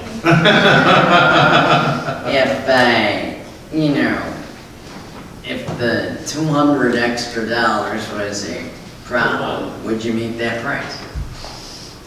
If we came down in speed, we could, sure. We could go down to 32 pages a minute color, and we'd keep the 40-page a minute black and white, but we would go down to a 32-page a minute color machine. Well, the color, I really think, if we can do the Mainly News on that color machine. Well, you could still do it on a 32-page, it just won't be as fast. Right. Alex, wait, you know what, Alex is here. Oh, he can chime in. Yeah. What's the question? It's Mainly News. Mainly News. Possible to do here? It depends on the quality of the print and if it can do the whole. But yeah, I mean, it seems like if it's a digital press and it's big enough and it has the quantity high enough, you can do it. Yeah, the Everything quantity is shocking. And the What's fact our that it volume tri-folds Right. is amazing. What's our volume print for the Mainly News, and what do we spend on that monthly? I know we just paid that. We spend a lot. A lot. I mean, we do. It's 20, I mean, press tax is 20,000. Yeah, so we usually pay them. What did you say it was? Press tax is 20,000. Well, price tag is about 10,000 I thought it was. quarterly. Well, postage is another 10, so it's Right. 10,000 quarterly. Right. For, how many? Just printing. 10,000 for how many deleted pages? How many pieces go out, Alex, would you say? Do you know? Thought it was 50,000, was one. Yeah, we cut it down We've got 50,000, significantly. 50,000. We cut out businesses. Right, cut out businesses, we cut out PO boxes, we cleaned up the list, So that's what we spent on press tag. right. Four times a year. So the speed really wouldn't be that concerning. It would be, like you say, the whole punch, the folder capacity. Yeah, but if you get the bigger speed, It's obviously going to process jobs faster. It's 50,000, right? Then you're not tying, I mean, that's really somewhat. We can go down to 40, you're going to save probably, As you said, Dave, for 200, $60. 2,400. We can go 32, 40, 50, we can go higher. We're suggesting 50 based on what you guys are putting through, that's why we. Let me ask you, We if you probably went would to- want 50 because. Yes, yeah. Right, that's what I mean, so, I mean, Yeah, that's. you're going to want 50 Because that's. for that volume. That's That a would that's a $40,000 a year spend. That means it's $3,300 a month we spend. Right, which is well Just worth on, it. which is Extra. twice the price of the printers. Just on Mainly News, we spend $3,333. Yeah. Without It's not going to post. the postage. Yeah, So- but that's great. Right. I've We should been do it trying to in-house. save that press tax fee forever. Okay. And regardless of Mainly News, not Mainly News, you can put a 3-hole punch on. We can, yes, we can add a 3-hole punch, no matter what. Right? It's about $10 a month, yeah. Yeah, 2 and 3-hole punch unit, and it's roughly $10 a month on a 30-month lease. Okay. Any other questions? But just to reiterate what you said, so if we kept the volume the same, the 50, is that what your thought is? Yeah. Okay. Then, but you had asked him a question. 'cause Plus you the had done- scan speed is 180, Scan speed's 180, which correct? is a huge thing Okay. for those of us. And were you coming, I don't remember how you summarized it, but you had said you could meet the price of 1350. Well, if we went down to a 32-page-a-minute Yeah, but we color, don't want to do that, but you also said something else, if you went down to a lower. lower speed unit as far as the color The goes. other ones? No, we would keep the other ones the same. It would be the colors, the main That force. one color. Yeah, the one color is the And that's main. the only way you could do that. That's the way we can come down to that figure, yeah, to meet the DPOE figure, correct. Correct. Come on, Bob, I thought you were here for me. Yes. No, I didn't. I learned from smiling. Back up on copiers, or would it be Denise, or would it be something? Well, I couldn't it's, hear what you asked. Claire asked, would it be Dana, Vicky, Denise, who knew the backup wait time? Yeah. So it's really individual, like who's ever using it. Yeah, wait time for what? I'm sorry. You know, when the copier, it's not that it malfunctions, but I've seen Denise standing there with, I mean, You mean Yeah. it broke? No, How For long does it wait speed. to use the Oh, copier? he's got data that shows it, right? Like, okay, how long it takes for, Well, have people had to wait for Yes. their? I mean, I've seen it. it's not lickety split, it's a little slow. There's a lag time here. Yeah, now, I mean, I don't know what the proposed new machines are, to be honest with you. That's correct. They're slow. And that's again why we propose the faster machines, correct. Especially when it comes to color, there's going to be more of a lag time because it obviously takes longer to process a color document. So that's why we went with 50 pages versus 32. Can the machine survive 50,000, tolerate increased market rates? Yes, the machine, no problem. The 5052, no problem. And you will never charge us No, per toner. that's all if inclusive We program. print 50,000. It's all inclusive. Maintenance is all. And It's all by maintenance, color. supply, everything but paper and staples. That's the only thing we don't include. No staple. Okay.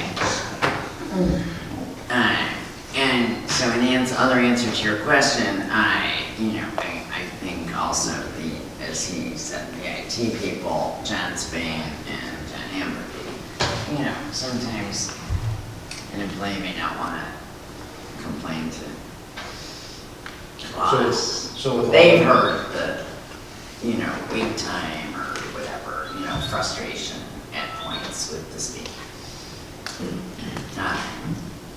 We're talking a difference then with the folder and with the hole punches, about 300 a month would be about the difference from what we were paying. If you add that folder and hole punch on there. Yeah. Right, which we can decide at a different. Yeah, you don't have to do that right away. That could be added to any. Well, yeah, you can add that to any. Right, but if you don't have the speed, it's really, like I agree with Susan on this, like the speed in the 180 pages per minute. On the scanning speed. Yeah, is what really.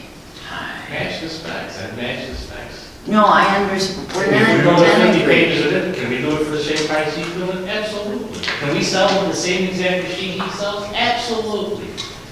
So. So you'd be able to give us a proposal, hearing from what we're talking about, and be able to look at a proposal that you would you have the ability to present that type of a proposal. The problem is, we need to vote on this tonight. We have the exact same equipment he sells. So if you really wanted to go all Kyocera and all that, yeah, we can do that. I did it because of what you currently have, and I matched what your specs said. So I followed the RFP. So I feel like I'm being penalized because I followed the RFP for what it said, and I didn't add 50-page minute copiers. Hell, we got 200-page minute copiers. Speeds are relevant. As far as processing goes, that's what hard drives do. It's really not the speed of the machine. It all goes to the hard drive first before it prints. So speeds are relevant about how it affects the network. No, it's relevant for our people. Nobody's being penalized. That RFP was based I see what you're saying. on minimum standards, and yes, it probably could have been done. But you're saying though that you could match that, you've been with us and you could match that? Absolutely. I can give you the same exact machines he's proposing, because I sell them. Yes, sir. Well, what about the overages and the toner? You're really not going over. But we are going over. And, well, not with what the volume that you guys Well, if we proposed. talked about doing mainly news with them. Oh, we're good, yeah. With the volume that you proposed on your RFP, that's more than what you're Well, we doing didn't now. realize we could do maybe So, viewers.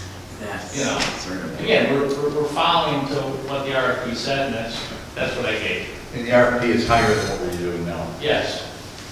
And if you do the newsletters, it's gonna be, you're gonna be way over it. Yeah.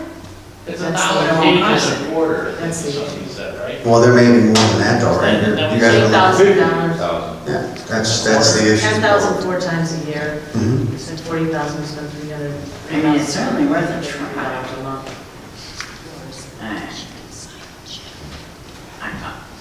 I think we have to. I know, we have to grab this up. All All right. That's why, to begin with, yeah, I said that, we didn't have to. Tell us whether or not he would do the same thing, because I mean, we didn't ask him to price out the same stuff. I didn't ask them either. They just, based on what they thought our needs were, this was the best government solution. So we didn't treat anybody any different. And based on. No, we just basically. They've been here being our equipment people. They've been here being our IT people. So. And I really got my information from our network people. That's how we. How long would it take you to present a proposal? I can get you a new proposal by tomorrow. I thought this had to be, because DPOE, you were pretty strict, that it was 30 days. I mean, I don't know, maybe Carrie Lynn can chime in, I don't know if that, can they do that? Can they I don't know. do another RFP? The contract is up November 30th. Right, so like, we can't really, I don't well, know how that works, so. I have a question. This mainly news is a big chunk of this. Is that something you know, with the higher speed? I mean, if you're gonna do the newsletter, You know, that's a volume that you're not currently doing now. I'm not seeing what you're actually printing on these machines. I can just tell you the volume that they propose is higher than what they're doing. Significant, right? You know, so, and your current machines, you know, your current color machine is 26 pages a minute. We're going to 30, and that's what the specs asked for, was 30, you know. So if you want to go apples to apples, he can go down to 30 and Oh, sure. the same price. And we still won't charge any overages. Right. Well, it seems like I don't think we- overages is the big thing. Yeah. So we need to know what your position is. So I can, obviously, either one of us can match it. And I can even match the same product. He can't sell you the Sharp, but I can sell you the Kia Ceira because I also sell that product. So, and the Kia Ceira is less money. I went with the Sharp because I knew what they had. And Well, the Kia Ceira that we're proposing is more money. Kia Ceira is cheaper all. No, not really. Not really. Not compared to a 30-page Sharp. That's That is That's right, definitely. that's what I was interested in. That's what I was. We're buyers at best pay. Well, Kia Ceira too, I'll send you guys information, it just came out they were rated the best color copy. And I'll send you information on that. Just came out.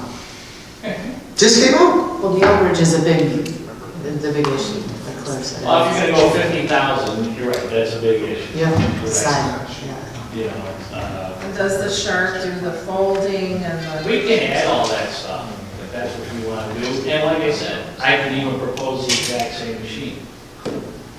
You know, I'll be honest, they're both very competitive priced, okay? So it's not like you're gonna come back here, somebody's gonna come back and say, here, it's gonna be half the price. We're gonna be in the same thing. He's at the same cost I have. We buy him for the same price, you know. It boils down to your overages. That's really what it boils down to. What you're gonna run through, you know? So he's gambling on the 30 days, and then when your 30 days comes up, they'll release you those machines, You mean 30 months? 30 months. And they'll release that machine, and that's where he'll make his money on a second turnaround. So, Well, we won't be here. Or, I mean, But- we're not that bored. you know, I'm just saying. So I we don't know how we need were to, able to get it, how did we be able to do 63 months last time? That's what I'd like to know, since. I was nobody's against heard of 63. I was against it. But Did you you say were you able to bought do it the last previous time. contract? Because you bought out Toshiba's contract, Well, yeah, That's but- what you said. which was $93,000. I think, again, it boils down to overages and what you guys are, if you're planning on running this in-house, that's really what it boils down to. Yeah, Do so we have something in township code that actually says that we can't extend for leases longer than our term? Hearing Lynn. Absolutely. Well, you chime in, you know what I told you. That's been a. Yeah, and not the township code, it's in the budget, where you can't appropriate for more, you can't commit to the expenditure. Any expenditures are longer than this term. So how does Niles Township do it? How does Lion Township do it? How does the other townships all do it? Because they all have 60-month leases. I can't speak for either. That's why we do these purchase analysis, because these short-term leases are, Save a lot of money. We would save a huge. Are we sure we? Yeah, what? I'm sure. Oh, you mean for 36 months versus what? 48 months? No, we're positive, because with Dick Barton's, that's why 2 years ago, do you remember, guys? I'm sorry, a year ago, when you first started, we could only do, we had to hold over the contract, like do a year or 6 months, because it was the old board. And you can't commit a future board to a contract. There's definitely, Even if it's smart fiscally? even if it's smart fiscally. What if you have an outgoing board during their last month, then that enters into a 5-year contract? Extend the term of the next. Look at it in the pension. okay, that's in the code, is what you're saying, so I just. I mean, if you look at it in the kind of administrative buyout things where, you know,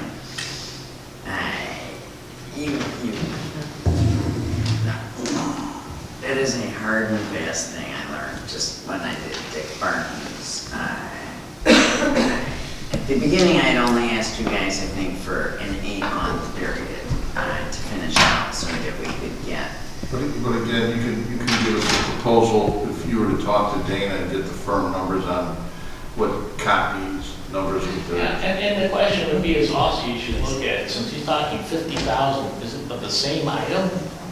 Newsletter, yes. It's a So 6-panel double-sided. So it's usually cheaper, to be honest with you, to go to a printer. If they're gonna do 50,000 the same image, they can obviously print cheaper than any copier could ever print it for. Well, 10,000 4 times a year. But we're not charging for that though. So 10,000 6 pages. We're not charging for the overage as well. Correct. Right, but what I'm getting at is that the 10,000 pages that you're paying the commercial printer should be cheaper per page, plus the cost of the paper that that printer is supplying, because you're not including paper, which is neither am I. So, I mean, I don't even know if that's something you want to consider, because typically, if you could print something of the same image of 5,000 images or higher, it's usually cheaper to go to a commercial printer. That's why they're still around. Otherwise, they'd be all. But it's not the same image. It's not. It's a newsletter, so it's 50,000, we're spending $10,000. Oh, I think it's Or 10,000 images 50,000 a quarter, right? every But it's- quarter. but it's Every a quarter it's quantity. circulated. But he's saying it's Well, in the case of papers, what you're saying though, it's the same image every quarter, is what you're saying. Yeah. So it's a 10,000 sheet job of the same image for that quarter. You're saying for that quarter, because the paper expense is better to take that. well, what are you guys paying for I mean, paper's about $30 a case for 5,000. It's about $30. Yeah, well, it depends on what kind of paper you're. It depends on what kind of paper you're using. Okay. Yeah, but basic paper's about $30 a case. I would like to see it, I mean, because I don't want it where, you know, you received our RFP and you followed it.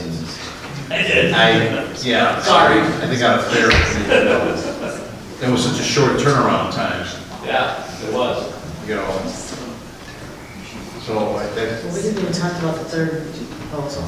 that's what I would like to see your proposal as well, so I can compare apples to apples. Because I can do this, that's really what you guys want. You know, I can propose the exact same machine. And to be honest with you, it's priced at my price, it's right there. Okay? So I'm not gonna come back Well, and say- to the overages. Well, that's what they said. And so we'll look at, you know, I'll add the extra. You need to get a commitment on that. 10,000 a month, you said? No, I don't know if they're gonna do that. That's what you need to get a commitment on. Because you have a newsletter. Just for your own well-being. Right. No, I agree. It really, That's what it boils down to. I mean, because you're talking 4 about times a year. 4 circulating. times a year, we print 50,000. Okay. And the question 50,000 of how many pages? I mean, We have six? 6. 6. Yeah. So 50,000, Times 6. 6 page, Well, 6 pages. It's gonna be 3 two-sided, you know what, the interesting. Right, 3 two-sided. So that's, You know what I mean? that's a big problem. That's what I'm saying. The machine can handle it, no problem. And does your service, I mean, Our service is, I'm wondering if that's different. our service, basically, you'll have John, who does all your network stuff now. You'll have basically the same personnel that handle your network services right now. Yeah, we have a 2-hour response time in emergencies and a 4-hour non-emergency. That's our response time. The question becomes, you know, with the 261 per month, would you be in a position to say that you cover all overages as well? I mean, I don't know. So you're talking 2,000 prints. We have a program, that's what we use. I'm sorry, that's just the program that we have. But Sorry. we're saying 50,000, 6 pages, so that's 300,000 every quarter, times 4 quarters, And there's no way you can do it to that. which is 1,200,000. Okay, that's what we're talking about. And that person can handle it. That's exactly. And that's just the newsletter. Yeah. And to me, that says service is really a big consideration too. Yeah. So overages is really the question that you have to answer. I question they even do that job, because to be honest with you, the time the staff to sit there and do that, I doubt that it stays doing that. Well, he's committing to it. We're committed to it. No, it's not with staff. The staff. I'm saying that it's eventually not gonna happen. You You know, and I know it's stacked up against me here, so I mean, No, it isn't. Well, Our problem please. is that, don't insult me. Don't insult me. So we need to well, I know, don't think it's necessary I understand to your be, concern about- I defensive. said that from the get-go. But the issue very hard is to that decide we're for- under a time frame.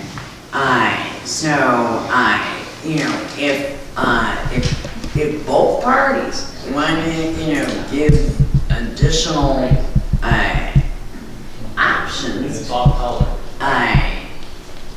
what I'm asking you, it's my understanding that on November 30th, those machines come and get picked up.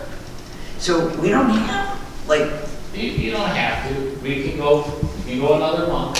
Plus, I'd like to see warehouse direct. Your I'd like to see contract their allows you to go proposal month to month. To be locked Okay, in. so to we're be not locked in what touching- they're talking about today, Same. with the attachments, with that, of that to be memorial. well, do you want it to be locked in for each speed? For example, 30, 42, and 50? yeah, it's gonna be that Okay. hard, and then we can Right. have both, and we can. Alright, so I need to know this, because I don't want to spend And take extra the time you township need money. to run to do If it. you are gonna waive the terms, I have your lease, and the terms are very, very strict. It goes month to month, after the season. But there's a penalty for it. No, it's the same payment. The same payment. I'm sending you the bill.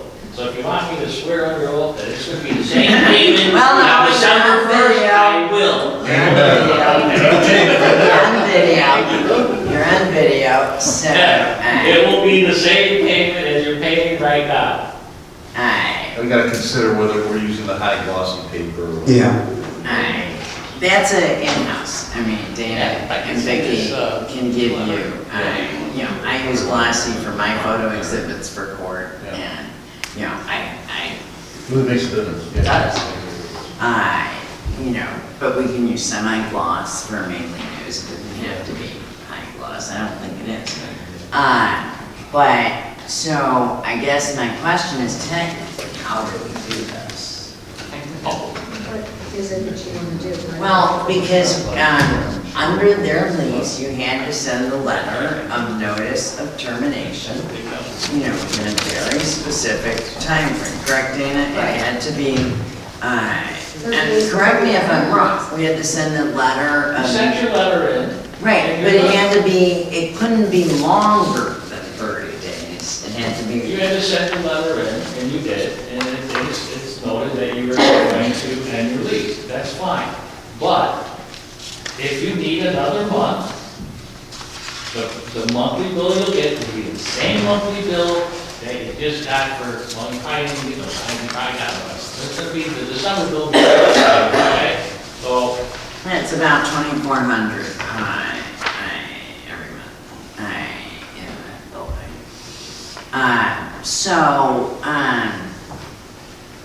I'm just figuring out logistics. So our November meeting is on 27th. And so we have to have this in by December 1st. So both sides can do that? Well, can we get this like next week, so we don't have to wait for the. Yeah, I think packet it's- since it's such. Yeah, of course. Yes. And then we can. Right, but I'm asking them if it's voted on at the board meeting, if it can be installed within 3 days, because, Well, but he's saying he'll extend it till December. Yeah. So it's up to November, yeah, so so he extended we it. have till January 1. oh, I got you. Oh, wait, we're paying 2,400 a month now? So it's gonna go down by almost 1,000? Well, because the equipment is different. Because we had a $100,000 buyout of the previous vendor. Because the equipment wasn't working. So that's why. Oh, so you're, $100,000 buyout? Yeah. Yeah, like some, The 93,000. they had to roll it into the lease. They had to roll it into the lease. It's a lot of money. He came in, you guys came in and saved the day. well, can we have the December at the Which was still cheaper. $1,300 Yeah, price? oh, okay, it's still cheaper. Try it. Can we have the December for the new price? Because, I mean, the 100,000 is gonna be. Well, no, we can't do that because it's really forming an implied contract. Well, that's if we vote on November That's right. 27th. I mean, we have to vote on November 27th. Right, but if we vote on November 27th, saying you win the bid, would the price be adjusted for December? I think is what. Oh, is that your question? No, if I win the bid, That's actually a good question. if I win the bid, Yeah. I can eliminate the December bill. If he wins the bid, he No, gets not to pay the eliminate. December bill. No, not eliminate. No, they could afford to pay But the instead December. of the 2,400, it would be, to the new price would be 13. Yeah, That's fair. When the contract would start, though, this wouldn't it, or not No. necessarily? Oh, Because I don't think they It can would start. start January right, 1st. right. The other amount, you want to Okay. confer with Dana to make sure that we're all on the same page with the whole. Everyone just call me. Well, Yeah, what's on, because that's, I'm assuming we're gonna talk about the third bid too. They're not here, and the third bid, in my opinion, is out of the question, because on the HP, on the main printer, it's 22 pages a minute. On the 3 black and white, it's 25. HP LaserJet managed MFP, both companies, I believe, would agree that's a terrible choice. and so you said no, brother, and you said And no, brother. Brother is a ridiculous choice for the black and white.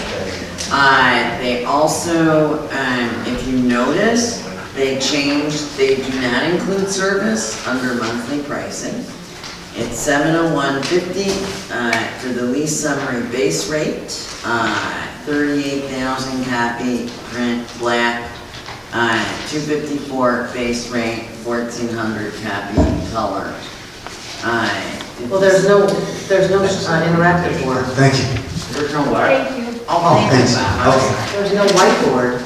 And there's no whiteboard. Wait, so I mean, it's. No, I'm sorry, I'm talking about image check. Well, Image what I'm check. saying, I mean, we're going back to the same issue There he is had, which is like, they just answered an RFP and didn't necessarily, I mean, you know, I understand your concern about the brother and all that, but it's, No, it's, Everybody should be I mean, getting the both of same these, thing. we can't have every company do another RFP, that's silly. What you're saying is they had. They had an opportunity What to, they pitched was, yeah, right, just even though they're not here looking at the hard material.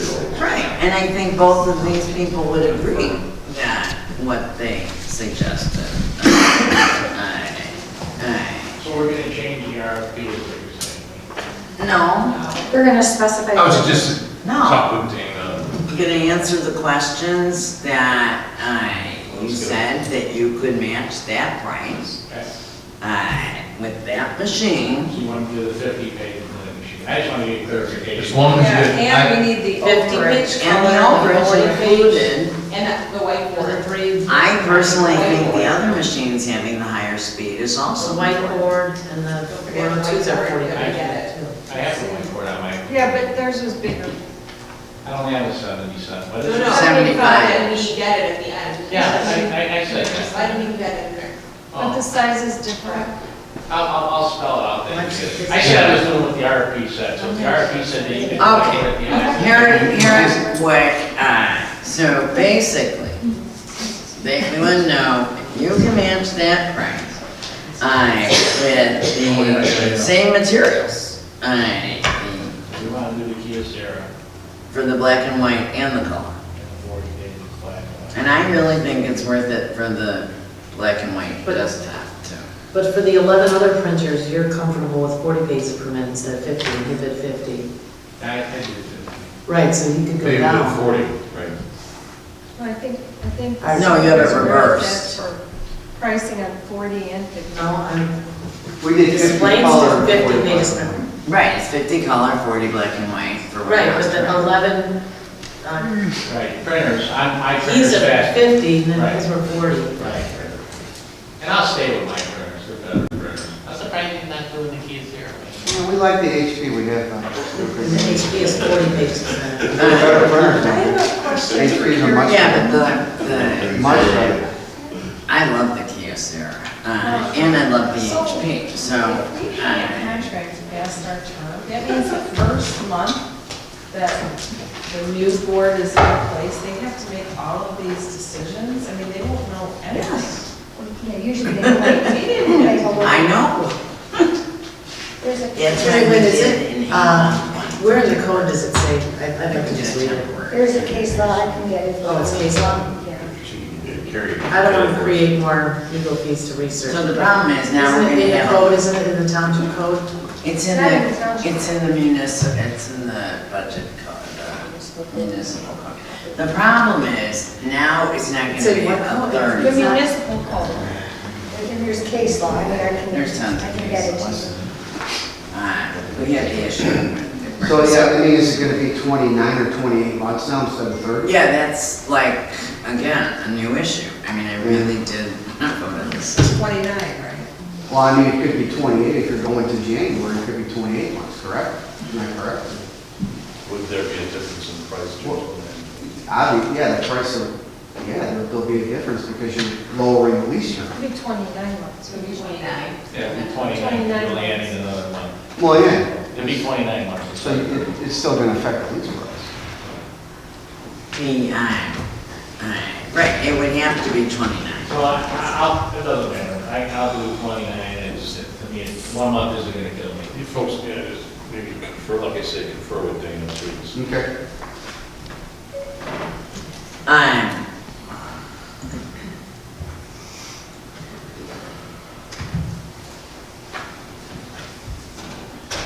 On the third bid, I just think it's not comparing apples to apples at all. I agree, that's why I forget them. They're half I the mean, price because they don't even have a whiteboard in there. Yeah, no, Do they not sell it? They have a whiteboard, they just don't have a price. right, They put a whiteboard in there, aqua something. Yeah. right. Sharp, Sharp sharp. Which is aqua not board, from yeah. what my But they research. don't have anything. Well, So let's clarify okay. this decision. Unless they're just including you it. know, I'm saying I prefer to vote tonight, but if you all feel more comfortable getting everybody to match everything else and have every opportunity. So now we're all clear that I'm gonna do 29 months and you're gonna do us pricing for Yeah. 30, 32 42, and the 51 you already have. The 32 and the 40 on price. Yeah, and also then we'll figure out the glossy paper issue on our own, and then you're gonna do pricing on the overage and include it to match that price, if you can, and with copies with those, with KSR for the color laser copier printer and the black and white. Okay, so 50 and 40, and then did you want that sample stitch finisher with the 3-hole punch? Oh, they want an option for it, right? Yeah, so I want both companies to price that option. And hole punch, correct? Correct. And you can do it individually. Yeah. Yes. That was on one machine, right? Yes, just on the color. Just on the color. Just on the color. Right. And, you know, basically, I think the black and white is 6 of one, half dozen of another. The HP has faster print, first print time. But I think that's not as important. And also in yours, you used to put a lease or sample. Are you going to commit that the service price won't go up? Yeah, Okay. All right. I think it said it in the RFP. It did, but I didn't see it in the. Yeah, you also indicated we walked away with the whiteboard almost not in there. You indicated. Alright, so the actual lease, it's like $1 out, fair market value. Right, and that's what you have now. So you're only looking to keep the whiteboard at the end of the lease. Right. You put the copiers and printers all get returned. Right. Okay. Right. Okay. Does that sound all right, gentlemen? Sounds good. Okay. Sounds good to us. So I would like those things by, this is Tuesday the 23rd. I would like those things by a week, Halloween. Okay.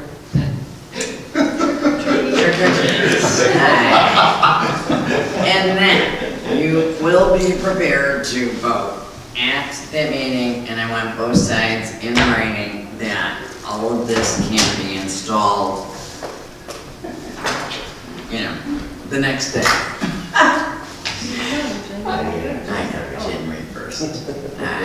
I would like to But see, get we're gonna clarification have on to this now- third one because, it says included in lease summary, so what if that number's, I have no idea. I think just, we should. We're getting rid of it. Don't we put out 3 bids, is that what we're required? No, these aren't bids, this is an RFP. Right, so we got these 3. Karen, we have full authority to get rid of the third. If that whiteboard is included in that, because of the way it's written, They weren't that's, that interested to come here tonight. Not to mention, they raised their price in the middle of it's not a locked-in price. the $701 a month is a lease, 30-month lease. But I don't think it includes service. Correct, they don't include service. Cost on that one. Yeah. You guys They didn't price out service understand? separately because I don't have a. Yes, It was online. okay, here, it doesn't include service, that's the whole reason why. It says includes all call-outs, tours, whatever. Please see the image tech service agreement. It does not include service. So it says, please see the image tech service agreement with total satisfaction for details. Yeah. Was there another page or something? No, they didn't give us service. Okay.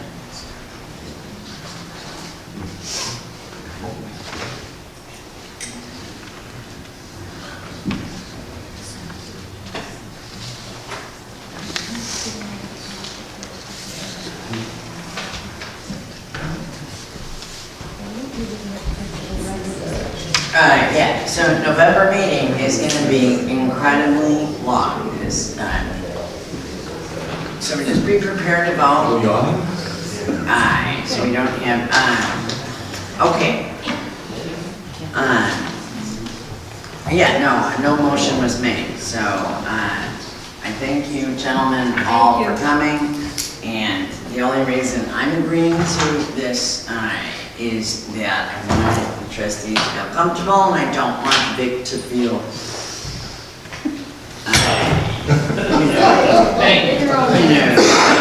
Thank you again. Appreciate it. Thank you. Both of you. Thank you.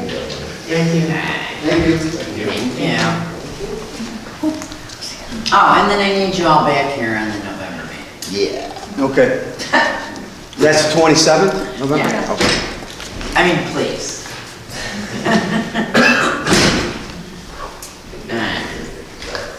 That's my 25 year anniversary, but I'll do it. Is it really? Yeah, 25, I'm old. Wait, thanks again. Bring your wife. Bring your wife. Yeah, maybe I'll Put bring your my wife on top. That is, all right, moving right along. Okay. All right, so, where's my?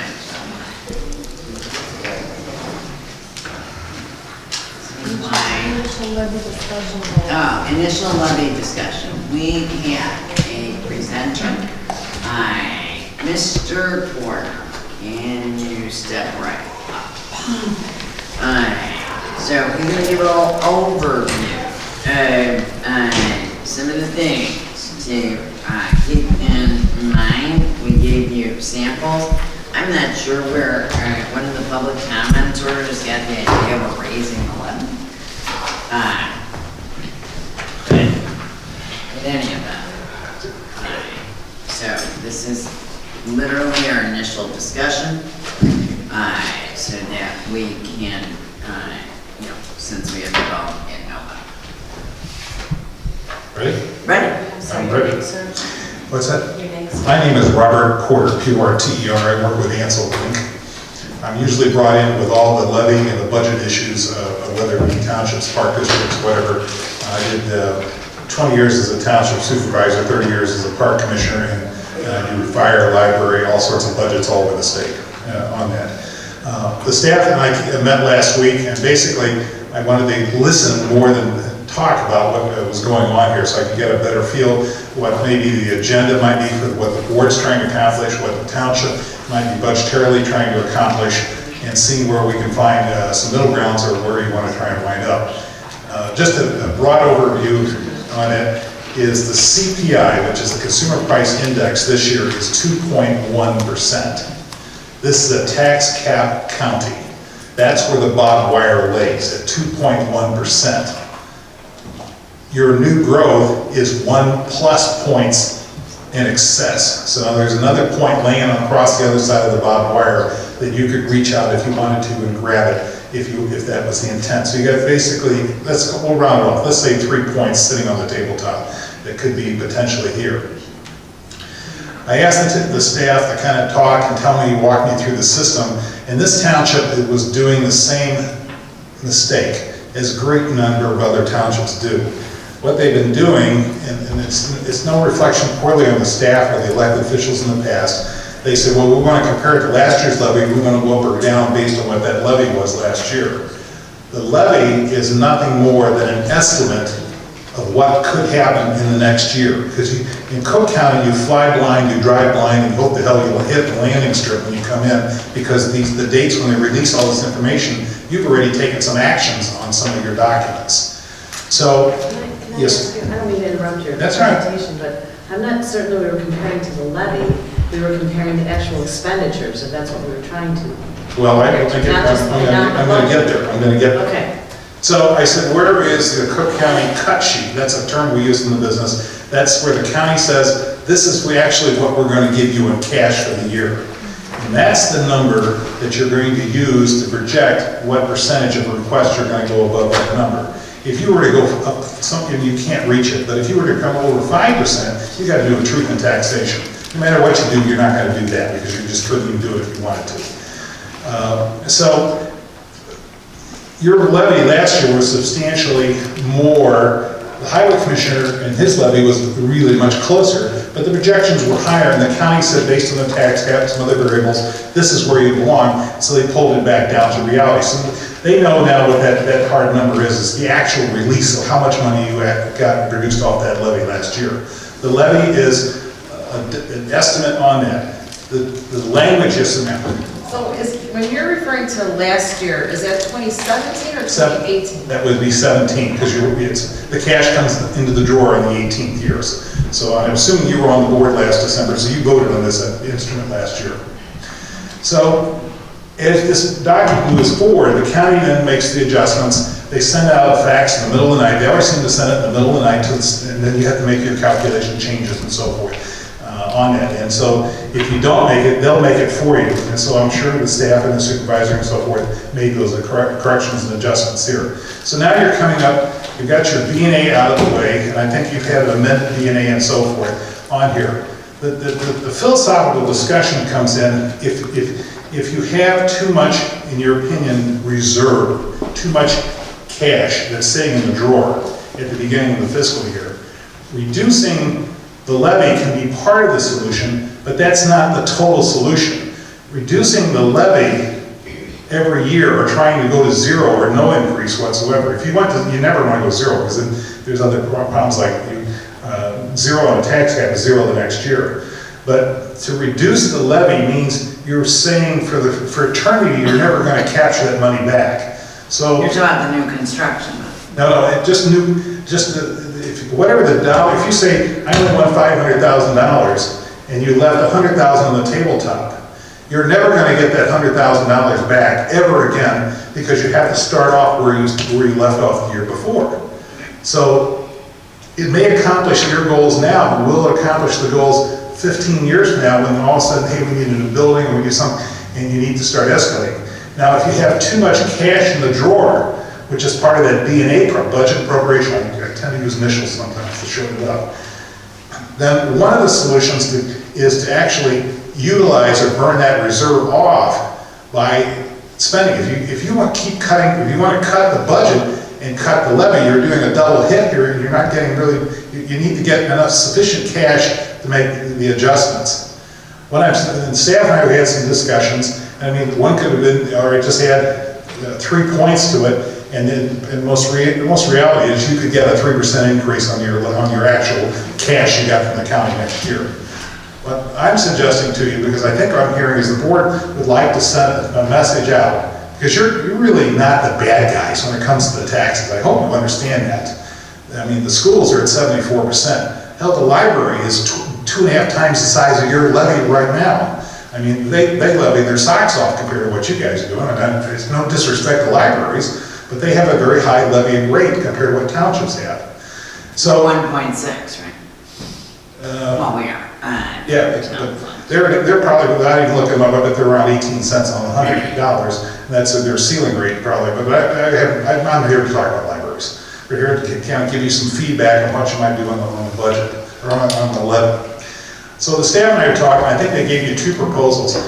And one of them is to levy at a 2% increase. You're throwing away 1% of new growth immediately because you could capture that. So really that 2% swallows back to 1 because you're throwing that table change away. The county's going to get this money one way or the other, and they'll just redistribute that out somewhere else. You won't know what you actually did until next summer when you pass your levy, because they won't give you the calculation numbers and really what's going on with the document. But at 2%, you're going to be below the CPI, you're not going to capture your new growth, and you'll recover enough money to not pay any bills. You won't have enough collection to take care of your payroll increases, your utility increases. There's just not enough money on the tabletop with the size of this operation, the way you have to generate cash every year to make this place work. It's just like a business. It's not a hobby here. It's not a church group. It's a business. And you have payroll, you have all these things that are coming on automatically. And I'm going to guess utilities aren't hemorrhaged at 2%, 1% a year. They're going to do whatever they need to get done and accomplish. And I don't know if your GA rolls are growing, so I didn't play a lot of games with those type of things. So you need that cash position. If you want to lower your cash balances down, then spend the money. Don't restrict the money, put the money out there. Go to your civic organization, your not-for-profits, and let your staff or your personnel here work with those folks and get better enhancement, better services here. The feds and the state are not enhancing those programs, they're reducing it. We saw the budget stalemate with the governor and Mr. Madigan. The not-for-profits were drowning because they just couldn't get the cash flow, and the state's depending on them for handicap housing or whatever it is. They had, if it wasn't for townships, especially in the Chicago metro area, there'd be a lot of not-for-profits that went under in the last 3 years here, because townships, they don't get enough credit for what we do here. I mean, you're doing a lot more than what the public is getting the wind of it, because they only see sometimes the short version of here, what's going on. So I recommended that you could do a flat, which is just back work, the same exactly as you're getting cash this year. But that means you're going to, that 1% of new cash is gone. No business can operate on a flat or a negative number. You can't. You know, now what they did here is because they levied on the levy number, that higher projection all those years, they kept bumping up and inflating it. And also times are good. People didn't kind of monitor it really close. And I don't say there wasn't transparency, it was a different era. And so people put money in the bank. Townships are really the only form of government in Illinois that has, on the most part, good cash positioning. Municipalities and schools would love to have cash positioning of the townships because you have cash in the bank. You don't have to, and you're not, this township, I'm sure, has never taken a bond issue out. Most of them never do. You pay cash for everything you do. So your highway commissioner, if he needs new trucks or whatever he's going to do, he has to cash that out. Because everything he levies, 50% of his money is going to go to the municipalities within your township. So if he needs a $100,000 truck, and I'm not saying he does, well, you don't get visions for a new truck. But if he needed a new truck for $100,000, he's got to levy $200,000 because half his money is going to go to the counties or to the municipalities. They're not required to tell you what they did with that money. It's supposed to go to roads, but they're not required to do that. You also have a number of TIFs in this township, and your staff is now going to review the TIFs because you need to keep a track of those TIFs very closely. Because when a TIF comes out of the gate, that's a tax increment finance district. When they come out of the gate, if you don't levy against that coming out of the gate, right now they've been frozen. The municipality's been freezing that money for years. If you don't levy the whole socks on the drawer against that, you lose that. And I'm going to guess, without doing a lot of homework, this township has a lot of commercial, industrial dollar support versus residential. Now what's that 1% going to do to a homeowner tax bill? I asked the assessor to pull a couple numbers up. One was $88,000, or I'm sorry, $88 for the year for the township, and one was $110, $115. So the $88 tax increase, the 88 they're paying in taxes now, 1% of $8 is, 88 is $8 in my old Catholic math, unless I'm messed up really bad. I don't do anything anymore without a calculator. So, what is that $8? 4 Big Macs a year. That's really what we're getting down to. It's not a lot of money. I know we tend to think of the taxes as this mushrooming, growing expansion dollar, and it is on the big ticket, the state and the counties and the municipalities, the big boys. But when you get to the townships, when you're only dealing with less than 2% of the action to start with, you don't have there's not a lot of cash for tabletop floating around here. If you have a reserve that you need to get, don't take it out of your levy and punish the levies down, because somewhere along the line you're going to need the money back. And also people expect services to be enhanced and grown and expanded. No one's going to complain at, at $8 a year or $12 a year for the increase. Now you're only one slice of the pie. If the schools and everybody else did the same thing, this place would be a lot straightened out. But they're not. Also, if we lowered it, don't we give up the new growth, 10 of which are in displays, and I think there's 9 in Park Ridge forever? Well, you're giving anything you don't take that's on the tabletop, you lose it forever anyway. So the new growth, we're saying, I'm suggesting do it because I'm trying to meet a compromise. It sounds like the board would like to hold the type a little tighter, get her down with a 2%, which is really, because you have 1% you're throwing back, you're not taking it at all. You're down to 1. Those 2 points you're not getting, you're never going to get back. You have to start off where you left off the next year. Yes, ma'am. But isn't that what if you do need to increase, don't you have a tax hearing or some kind of hearing to? If you go over 5%, you're never going to get 5% in this township. You'll never get it. You don't have enough kahunas, the tax bunch, to get up to 5% here. You have to go to a referendum. Yeah. Oh, yeah, I didn't bring up referendums. I don't think you have to ask the public. Referendums isn't the top 10 you want to bring up to them for a comment. And the referendum today is all the funds in the township. It used to be in the old days, let's raise the town fund 10%. Why don't you want to put it in a referendum for the people to decide? Why don't you want to do that? Because that becomes, it sounds like, hey, that's the right way to go with that. But the transparency, how that works, is so complicated because the new laws have that referendum question is that, it's very long even in the ballot box. It's confusing as hell. I know when Springfield gets in trouble, let's blame the local units of government, come up with laws and make sure that they're the bad guys and we're the good guys. It would just have to go to a referendum if you're exceeding the truth and taxation. Right, which we're not. Right, so you don't want to go to referendum because that means you're levying really high in excess of the lower of your CPI or 5%. Based on what I've seen, and I have done great hours of research, but based on what I've seen here, you have plenty of cash flow to help out any decreases you might get if you want to burn that reserve down. How much reserve should you have on board? That's always an interesting question to get all the time. Moody doesn't want to talk to you unless you have at least 1 year, and they really like 1.5 years of reserve, and 2 years they like that. If you're over 2.5, the controller of the state of Illinois goes hunting, and they come looking for you because you're supposed to be under a 3-year average in here, so you don't want to get over 2.5%. So you have a little wiggle room maybe to lower your reserves down, but you do that in the budget and appropriation ordinance, not through the levy process. So what would happen let's walk through what would happen if we did it through the levy process. You're going to knock out 1% of your bill. So right now, our amended budget is let's just take the town fund, okay? 4,509,000. Okay? That's great. So, and our surplus is 6,840,000. So we have over a year's, well over a year's.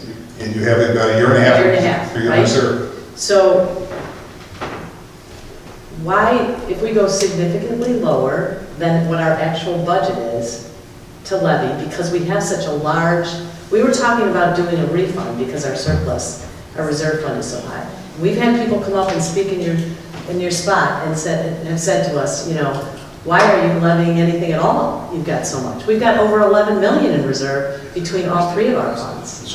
So we have a surplus of a lot, and it's really hard to understand why we can't spend that money And Because we I need a heard you line say item to do it. that, you know, if you lower the surplus, what you should try to do is spend money other ways, like give it to charity, spend that money. Or spend it through line accounting. I mean, you have to put it in your line, in your B&A, put it in more line authority. So what would happen the subsequent year if, say, I'm just gonna make this, you know, for simple purposes.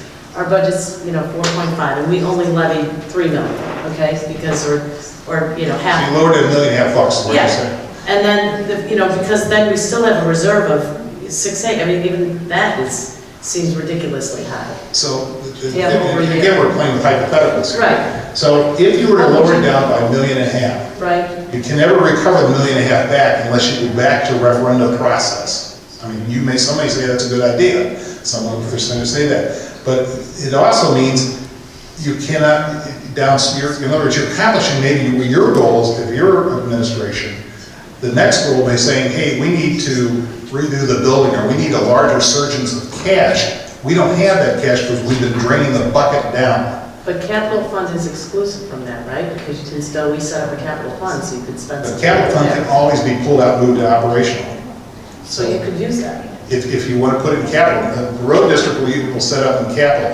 When it comes to the road district levy, you really don't have a lot of say. Whatever he basically asked for, he by law should But get it. I'm asking an example of the town fund. So we Yeah. have to come back by a referendum to ask in a subsequent year? If you're gonna, I mean- if you're gonna want to go over that 5%. Over 5, but we can do it under 5. You can go under 5.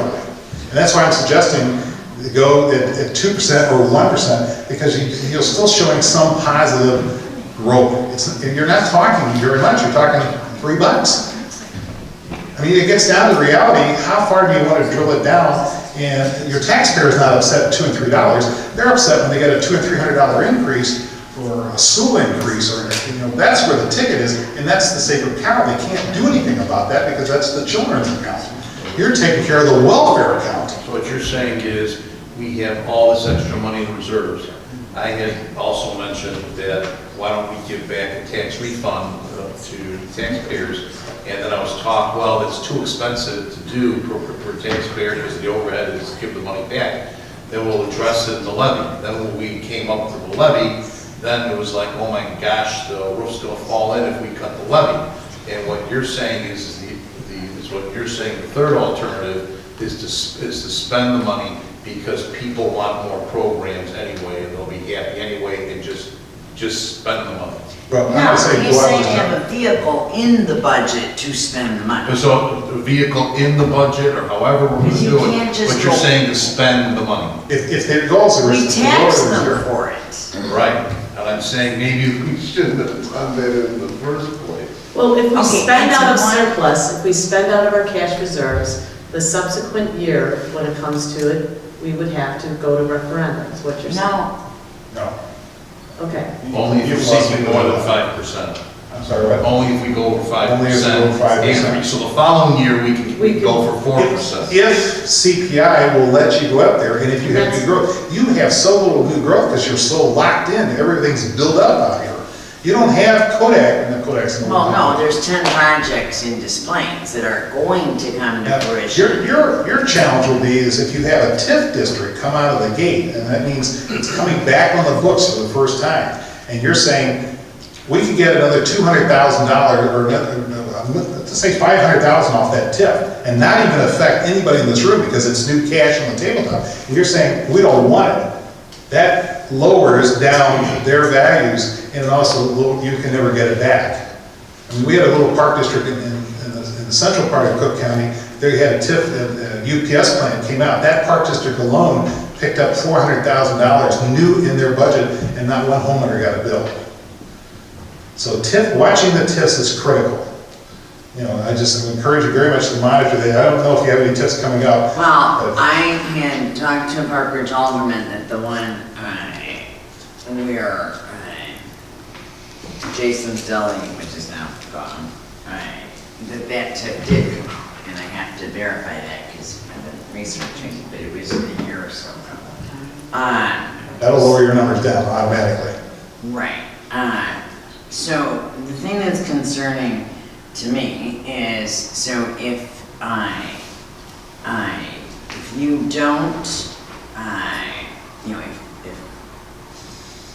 if if you don't account for new growth now, then we won't be able to capture that. Never again. Ever. Because the next year, we'll call it, they're the new guy on the team. You don't get to tax the new guy. The next year, they're on the team, then he's part of the group. Also, I will let you know on our cut sheets, so, you know, the tax difference is in the August, right? So it's always gonna be in the You get 55% of all the taxes you're getting this year in March, just automatically 55%.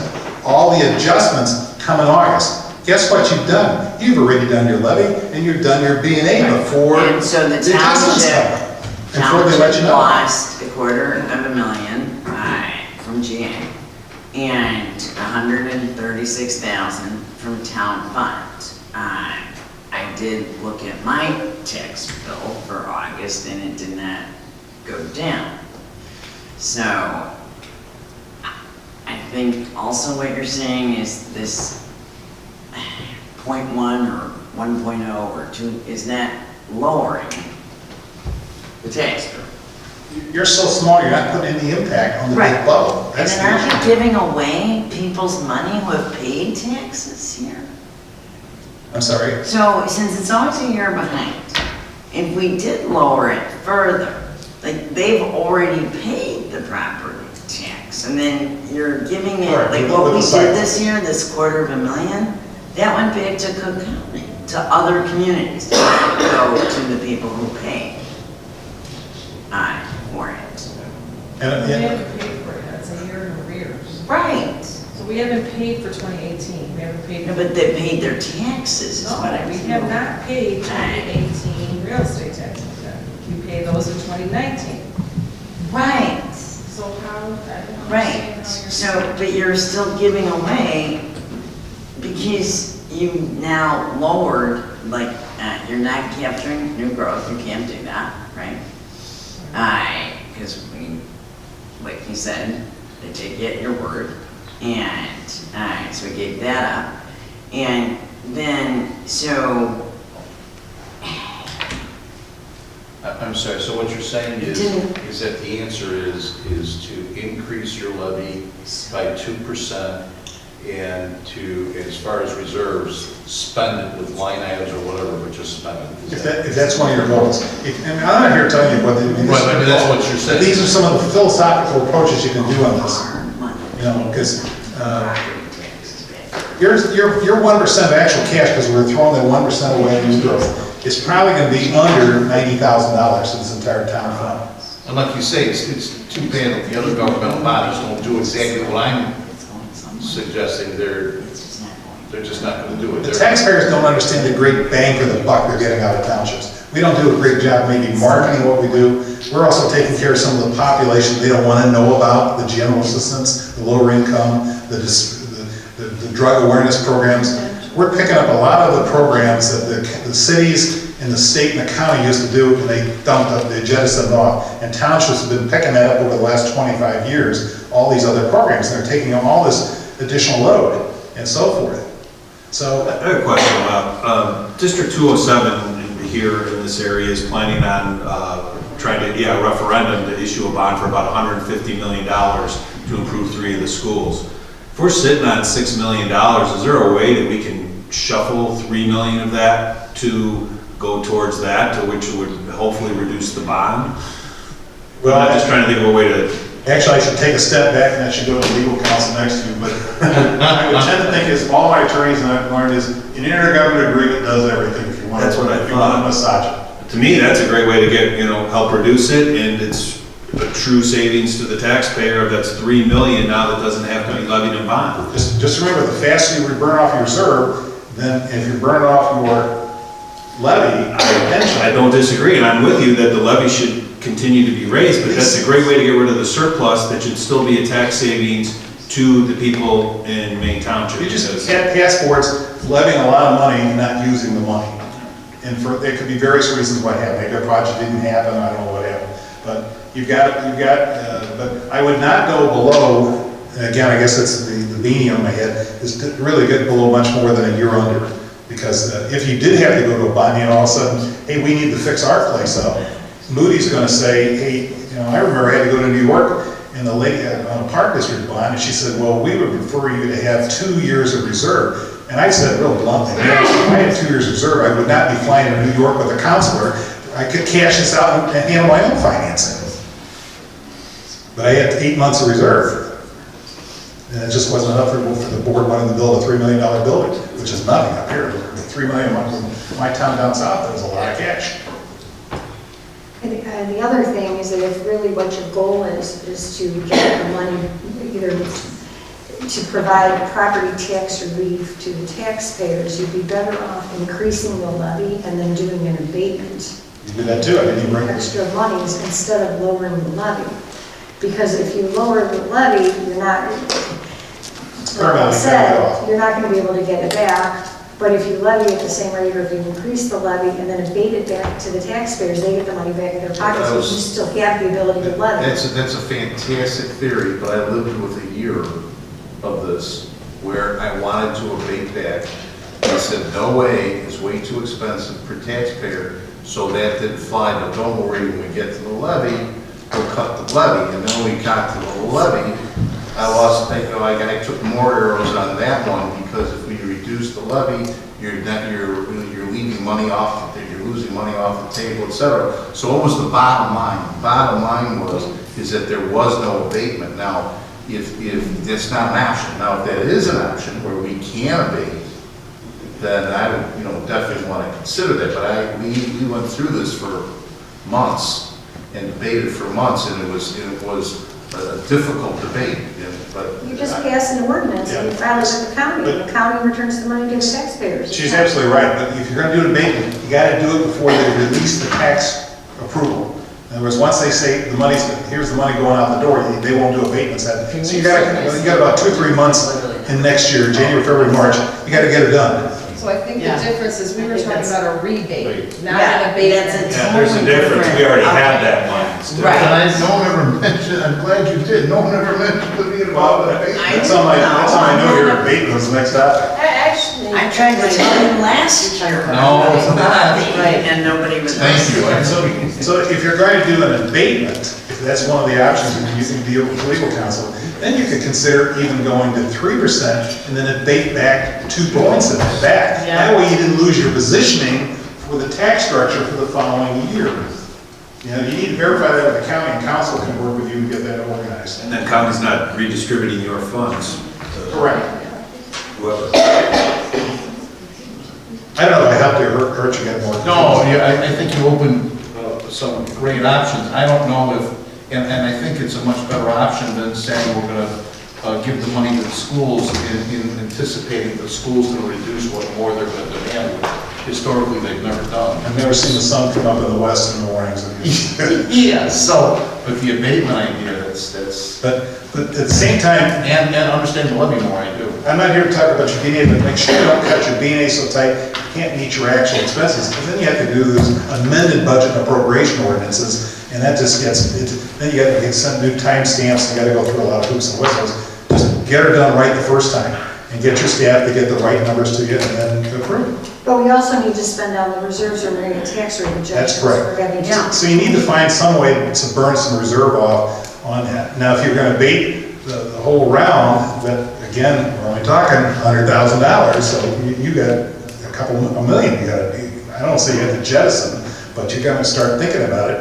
Do we have a special worthy project we might want to consider? Should we do something unique for this township that have long-term effects on the overall services for the township can provide? Sort of like the park I was talking about. A new dog pound or something, something that's going to have a long-term impact return for the township as far as, and then you can use money to support that if you're going to use a dog pound. If you're going to do a park. Somebody's got to sustain it and pay the bills. No, what our accountant had suggested, which I thought I had raised it last year, was that you give, say, $250,000 to the Des Plaines Park District, earmarked specifically for Maine Township. It can be vegetable garden, it can be dog park, it can be, intergovernmental agreement. Right. Get them locked down. That they maintain it, and it's theirs, but it's. My interest has always been just to give the money back to the taxpayers rather than trying to start something else and let the taxpayer decide that's just my mentality. Well, that's, what we talked about, and I don't. Maybe your taxpayers And don't want more additional services. And that's what I've been hearing all around me for, well, I guess the last 28 years. So, that's why, but I'm glad you gave me much more insight than we have some. Any way you do it, you gotta pull that trigger in about 60 days, because the last Tuesday of December is your filing date. So you're gonna have to start getting, you gotta give a 20-day pre-notice on for your levy and some of the hoops and whistles. So really, your November meeting, you just compounded it now, because you may probably want to discuss this big time at your November meeting, is your levy, where do we want to go on levy and get a... Actually, I was gonna say tonight special meeting. that we're gonna have a special meeting. I was looking at what District 62 is doing and their calendar, and I thought it was very good. And I think that if you can all look at your calendars, I think a special meeting on the December 17th or 18th, because that way we can have another, 17th or 18th of December. Otherwise, this has to get voted on at the November meeting. So what you're saying, though, one can do a combination of some reduction in the levy and the abatement. Yes. Or if you know you're gonna, hey, abatement's the way we want to go, and legal counsel says you got a green light, county says, hey, happy new trails are you, then you may want to look at going the full 3 points, which is the 2.2 CPI, plus you get your new growth, and you're gonna say, we're gonna abate 2.5 points back. And then you're gonna keep half a point on the table. That way you've got the full levy went into it, and then the next year you got that launch point. But I want somebody, council, one of us have to verify that that'll work with Cook County. They don't get a lot of abatements in Cook County. Not many people do abatements, but I'm sure the extension service is gonna go crazy when somebody's suggesting this to them down there. What are you saying, December 18th, you were saying? 17th or 18th of December. I'll be honest. I'm good for you. Say the 18th, this is a Tuesday? 18th is a Tuesday. Yeah. Right. Because your Mondays are Monday. Wait, are we talking about November? or No, December. We would still discuss this in November, but it gives us, it has to be the fourth Tuesday in December, but our board meeting is not until December 27th. But you said we have like 20 days before. Well, there's some notices you can put out before. Yeah. For hearings, you got time, don't trust me, 20 days. Yeah. So you want to get together before the 18th, maybe? No, the 7th, I felt the 17th would work. We put the notice out previous, because we're gonna discuss this in November. You may not be voting about it. Right. I mean, these discussions take a long time, so So what we put out might be different than what we settle on. it usually is. I mean, Just keep in mind now that the highway commissioner's budget or levy is kind of his call. You don't have as much autonomy and control there as you might think you have there. So unless Wally goes crazy and go along, I mean, he's got, right now he's stuck at 3 points, and I don't think he's looking at, when he and I had our last discussion, he was thinking more in terms of the 2 points, and then let it wash back to 1 on that. You have some autonomy on the B&A with the highway department, but you don't have very much time, you don't have as much controls on it. And if you go crazy on the B&A with him, then he should hire outside counsel and go at you. There you go. It's because if he can't perform his job, those roads can't be serviced. I think he's being serious. Oh, I am, I'm dead serious. You're very serious. No, I think he's being I'm serious. serious. I don't make any money on that stuff, so it don't matter. What time on the 18th? So can a majority make it on the 18th? I can make it. Yes. Okay. I won't be I know here. you won't be here, but, yeah, exactly. Is it okay if I run the, Sure, we'll get somebody here. vision? Okay, so can we make this at 6 o'clock? No, I can't make it. Okay, what's the earliest you can make? 6:30. 6:30? Yeah. Okay, can you do 6:30 again? Yeah.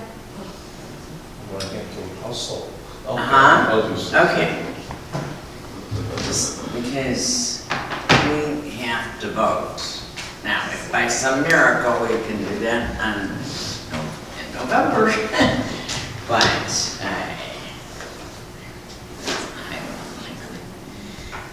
all right, so I'm calling a special meeting for that day, and I'll put the required Tuesday, December 18th at 6:30. Anything else I can answer for you?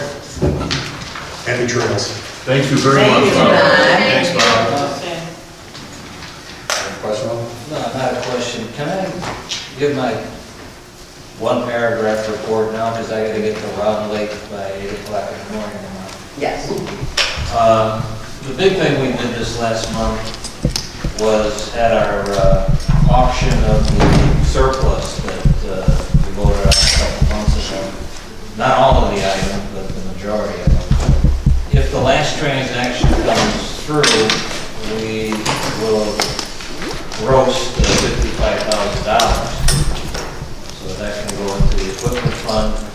We did purchase through auction a Displays 2003 International 7400 dump truck for $10,400. If you go on a computer and look at what they're asking for that vehicle, average price is around $32,000 for the same vehicle. So we got a good price on that, and that's why I have to get this thing to Round Lake. Tomorrow's the last day that the transaction is valid. So that's my report. Okay. Are you talking about not transferring money to our capital improvement fund, right? 'Cause you don't. Well, we don't have a capital. Right, that's why I didn't understand where the 55,000. Well, that would go into the equipment fund. That's Yes, it that's would. part of the line item. Okay. So it's not, I thought you said capital equipment, I'm sorry. No. Equipment fund. Okay, thanks. You're welcome. Okay, next order of business, agency funding procedures. At the request of trustee Susan Sweeney and trustee Dave Carabota, they requested an agenda item to post a link on the website to the audio recording of the agency funding hearing meetings, and a separate part of that same request, posting the questionnaire and answers submitted by each of the agencies requesting funding during the hearings on the website. Which one of you would like to? The agency funding hearings, we had agency funding hearings, which board participated in on October 2nd, October 9th, October 16th. And you spend at least about $485,000 is what was paid out to the 501c3s last year. It's extremely important that, in my opinion, that these be recorded, that people be able to review what we review. One of the things we see is when 501c3s apply, and they are great, wonderful purposes, and you know where I'm at with 501c3, you know, charitable and love them. But we have to look at certain things such as what functions they provide, whether it's duplicative as to what we already have available to us through other 501c3s, but then we also look at payroll. When we have certain 501c3s, when they come into their 5 top salaries, which we ask for in the questionnaire, average $177,000 a year, down to $159,000 a year. We had one that was at 2, I think the first 3 were at 202 to 193. So these are things that we need to consider, and I think the Maine Township residents should consider when deciding whether or not to provide funding to agencies, whether or not they're actually in need, looking at their payroll, et cetera, and what they actually produce to the township. That would happen by having those recordings on record and by you being able to look at those questionnaire answers online as we see them. Yeah, I think it's just, number one, it's a quorum of the board that meets. It's at least, there's 5 of us that are board members, 4 trustees and 1 supervisor. So that is considered an open meeting. So I think we should treat this no differently than we treat our regular board meetings or special board meetings where they, where they are both, you know, in our case, videotaped, which we started a year ago. But in the case of these meetings, they've only been audio taped. So I think in the spirit of transparency and allowing people to see this major expenditure that we make every year, I think it just benefits people. Why would we not consider that? I think the public These is... are not the agencies that we fund. I'm not quite finished. The agencies that I'm referring to are all the agencies that come for the 3 different meetings that Dave just referenced. So I think that the audio recordings that we have could be released so that if people want to listen to what each of these agencies presented, we have audio recordings right now, and I think that's part of what we've been trying to do here with our transparency. So they weren't videotaped. I recommended that we do videotape these. I asked for them to be videotaped, the last 2, but I was declined to have that request accepted. So I don't see it as being different than a regular board meeting where we have a majority of the board and quorum present. So, and we, you know, these agencies, I think, are very good agencies that, you know, we've listened to, and I think Susan, can I get you sure? I don't have a problem with posting the link to the website. Okay. And then the other question was that the one I have a questionnaire. problem. Okay. So So let's that's take it one at a time. the questionnaires. Why don't we motion? Okay, so we've got 2 different motions. Let me just phrase what it is. So the first is posting the link on the website to the audio recording of the agency funding hearing meetings. And we can take a vote on that? Second. Yeah, Rich, you don't have a problem with this, right? No, I can do it. Okay, so I make a motion. Second, any further discussion? Hearing none, can you call the roll? Supervisor Moran? Yes. Trustee Jones? Yes. Trustee McKenzie? Yes. Trustee Carabello? Yes. Trustee Sweeney? Yes. Okay. Okay, so the second is posting the questionnaire and answers submitted by each of the agencies requesting funding during the hearings on the website. So, thanks to our staff. I think you've done a really good job and a more thorough job than even the past years in improving upon the questionnaire that we had before, where we've gone through a lot of detail to ask of these organizations information that we think is pertinent for taxpayers to understand, what they do with the funds, how they use it, who's being serviced, how they're servicing our residents. And I think the taxpayers would really appreciate seeing, you know, what these agencies have done, because I think that, you know, there's great value to the service that they do provide to our community. So I think rather than just being in the hands of the 5 of us on the board here to see this, and an extended board as well, not just our, you know, our voting board members, but our elected officials, that it's something, and the people that are in the audience, which nobody seems to come, but I think it's, you know, people have looked and people have requested that. I mean, they want to see the questionnaire. So I don't know, I guess the better question would be, why would we not consider that? And if there's some degree of privacy, then I don't know what that might be, but if they're asking for funds of the public, and this is public money paid for by the taxpayers, then I think the taxpayers are entitled to see this, you know, $600,000 that's being requested. I would second that. It just went up 100,000. Yeah, the requests are about $650,000. All right, so let's cut to the meat of the matter. I only went up because that's what they're asking for this year. What we actually funded last year But was that's less. the point, that's exactly the point, that these are not, it's a big misnomer to say that these are the agencies we fund. No, these are the agencies. Public, I'm talking, please, I did not interrupt.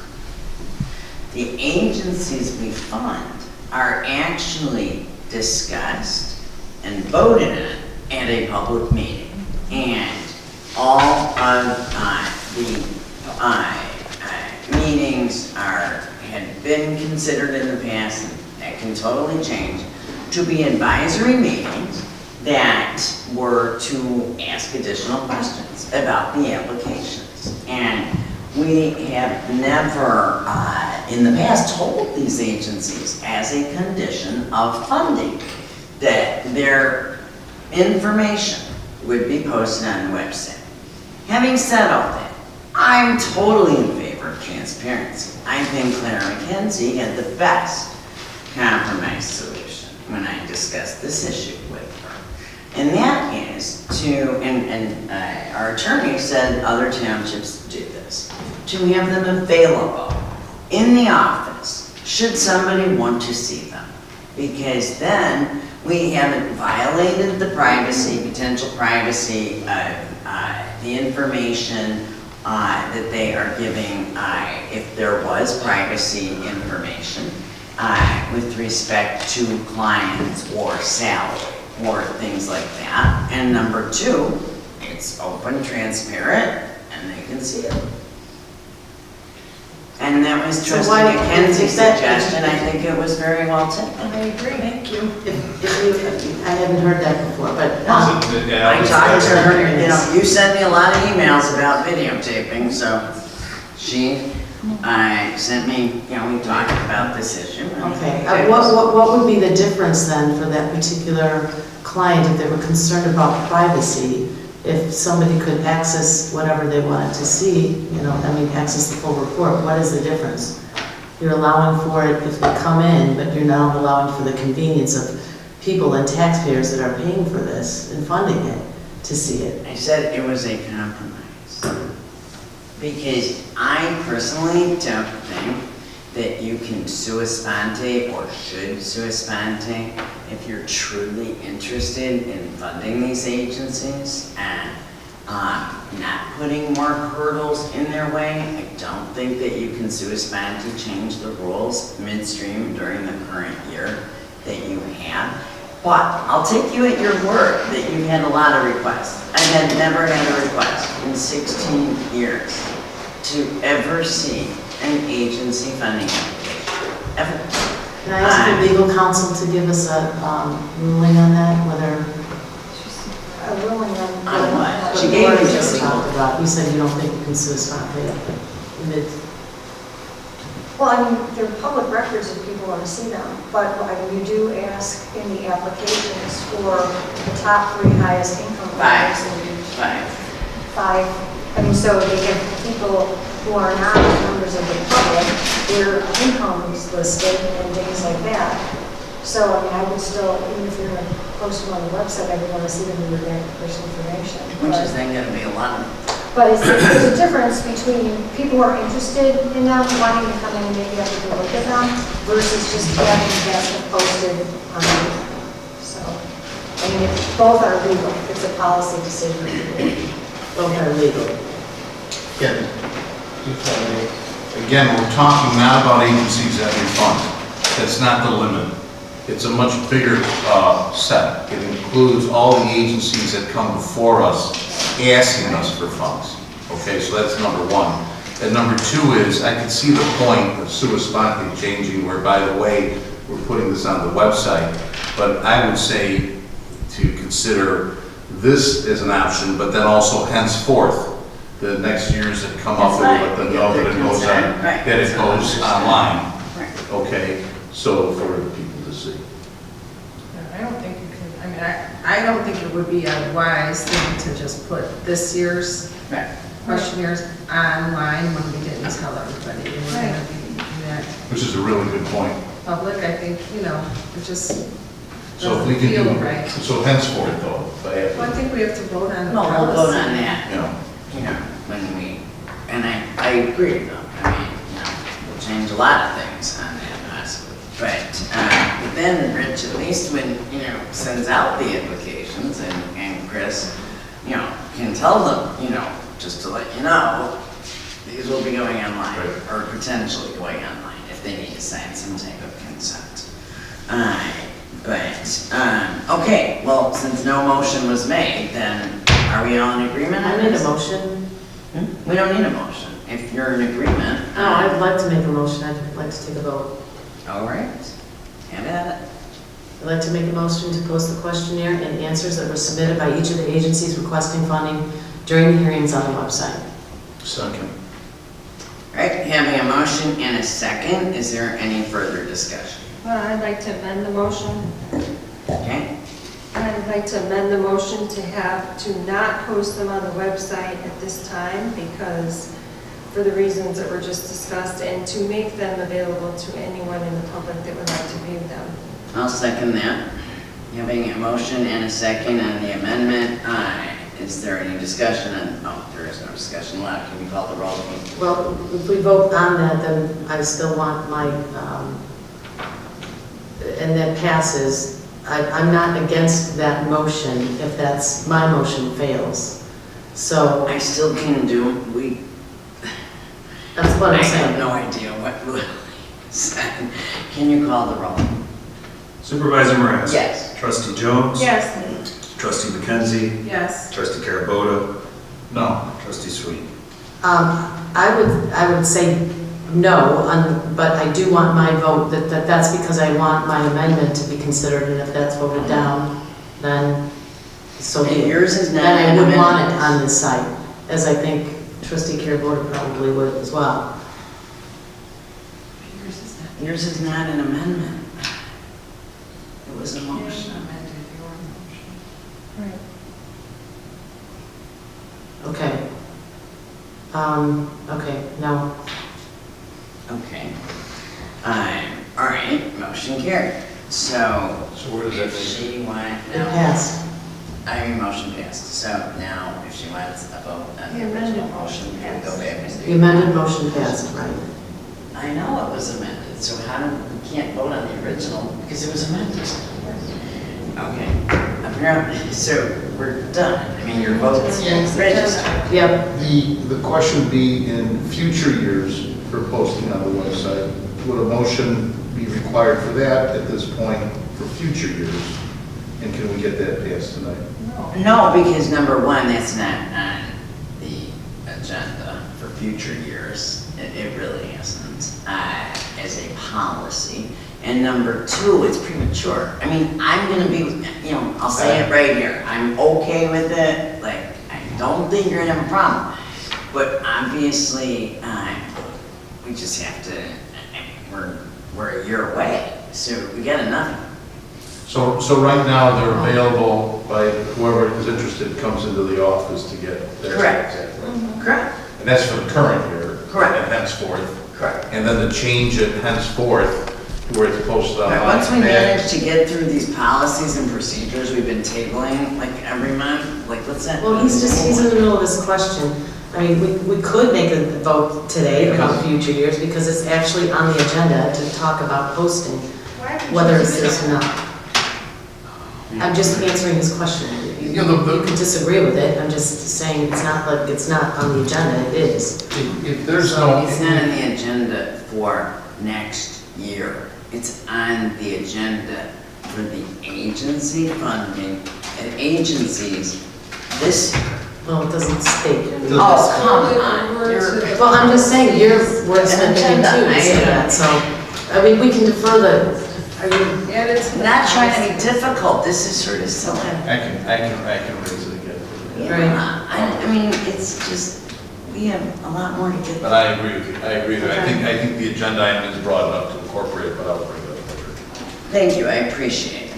All right, okay. 10:35. Number 8, old business, I'm gonna motion to table the discussion and updates until we get the next minutes. All right, so can I have a second on that? Second. Having a motion and a second, can you call the roll?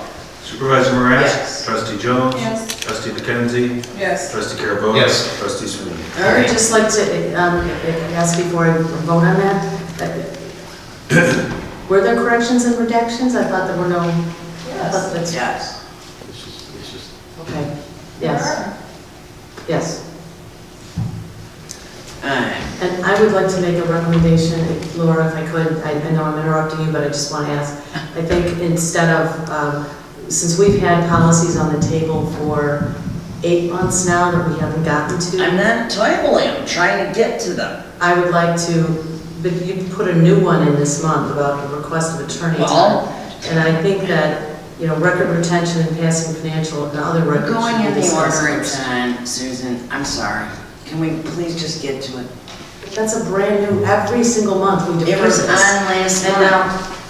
now, Are we not really? No, this is the first time I saw No, it was this. on last month. This attorney time and special Because it's meetings, I did not timely. see that. Yes, it was on last month. We had never gotten this. No, you didn't actually. You were gonna get it at your seat. Okay, well, what you're doing is usurping what I think we started as a committee, and it was Claire McKenzie and Dave Carabota and myself that had a committee starting in January. We've deferred these other, and we've not talked about it, so it's just, Okay, so. doesn't seem fair. Policy and procedure does not need to be like made by the committee. It was actually requested by our attorney. And then some of our staff. And then in looking at our legal bills, it's completely for the idea of keeping our legal bills down. I'm not in favor of that. Well, it is. It's totally for that interest. Did you read it? I don't. What we did. You don't think it's in our No, interest she's to laughing, keep and I'm our trying to figure out why legal she's bills? laughing. I said I'm all I in don't think favor you of that. really want me to say. Alright, well, so, you know, when each, it needed to be codified. The attorney does not work for each individual trustee. So when each individual trustee calls, emails, requests memos to be done, or last minute, you know, that are not emergency, and he has to drop everything, or, well, first of all, it's just, there has to be a procedure. So that is, it's really costing us a lot of money in the bills. Trustee Carabota. If I may, just very briefly, we had the committee formed to do policies. In February, we produced all those policies, I believe in March. We were going to pass those policies, but then it was considered by the majority of the board to put it off until our new attorney had reviewed those policies in April. And now we're in October. Those are the policies that I'm referring to. We keep getting something new or something changed, something new, and we just, what Susan's mentioning, we just got something in our board packet which is brand new. Those policies that have been done since February still are not passed yet. I was more inclined to have them passed subject to review by our new attorney back in April, but we didn't do that, and those are the policies that I'm concerned about passing now. Well, I'm glad, because we're going in order and we're still on this one. And so if we can have a civilized discussion on this one, do you guys have a problem with this one?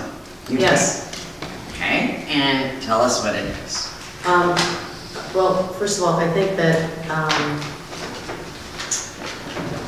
you know, I guess my overall question is who determines, when I look at this list, what's necessary and what statute really defines the chain, What paragraph? the chain of command that you have here.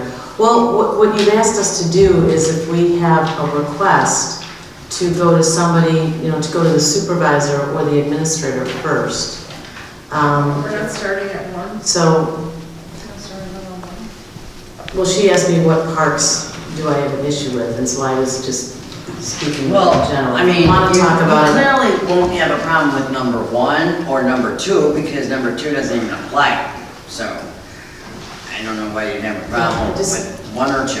So, I don't have a problem, but I think that's, you know, it is common sense, so I guess I don't understand. but unfortunately, What we've done that with is- all the other policies is we've said what's allowable, like, not what is the problem? Okay, overall, the tone and tenor of this, I feel, is that you're sort of shaming and reprimanding in a way to say Carrie you Lynn wrote can't. this. You know, Susan, I'm sorry. Let me, That is- you asked me how I feel, and I'm answering your question, so let me just finish.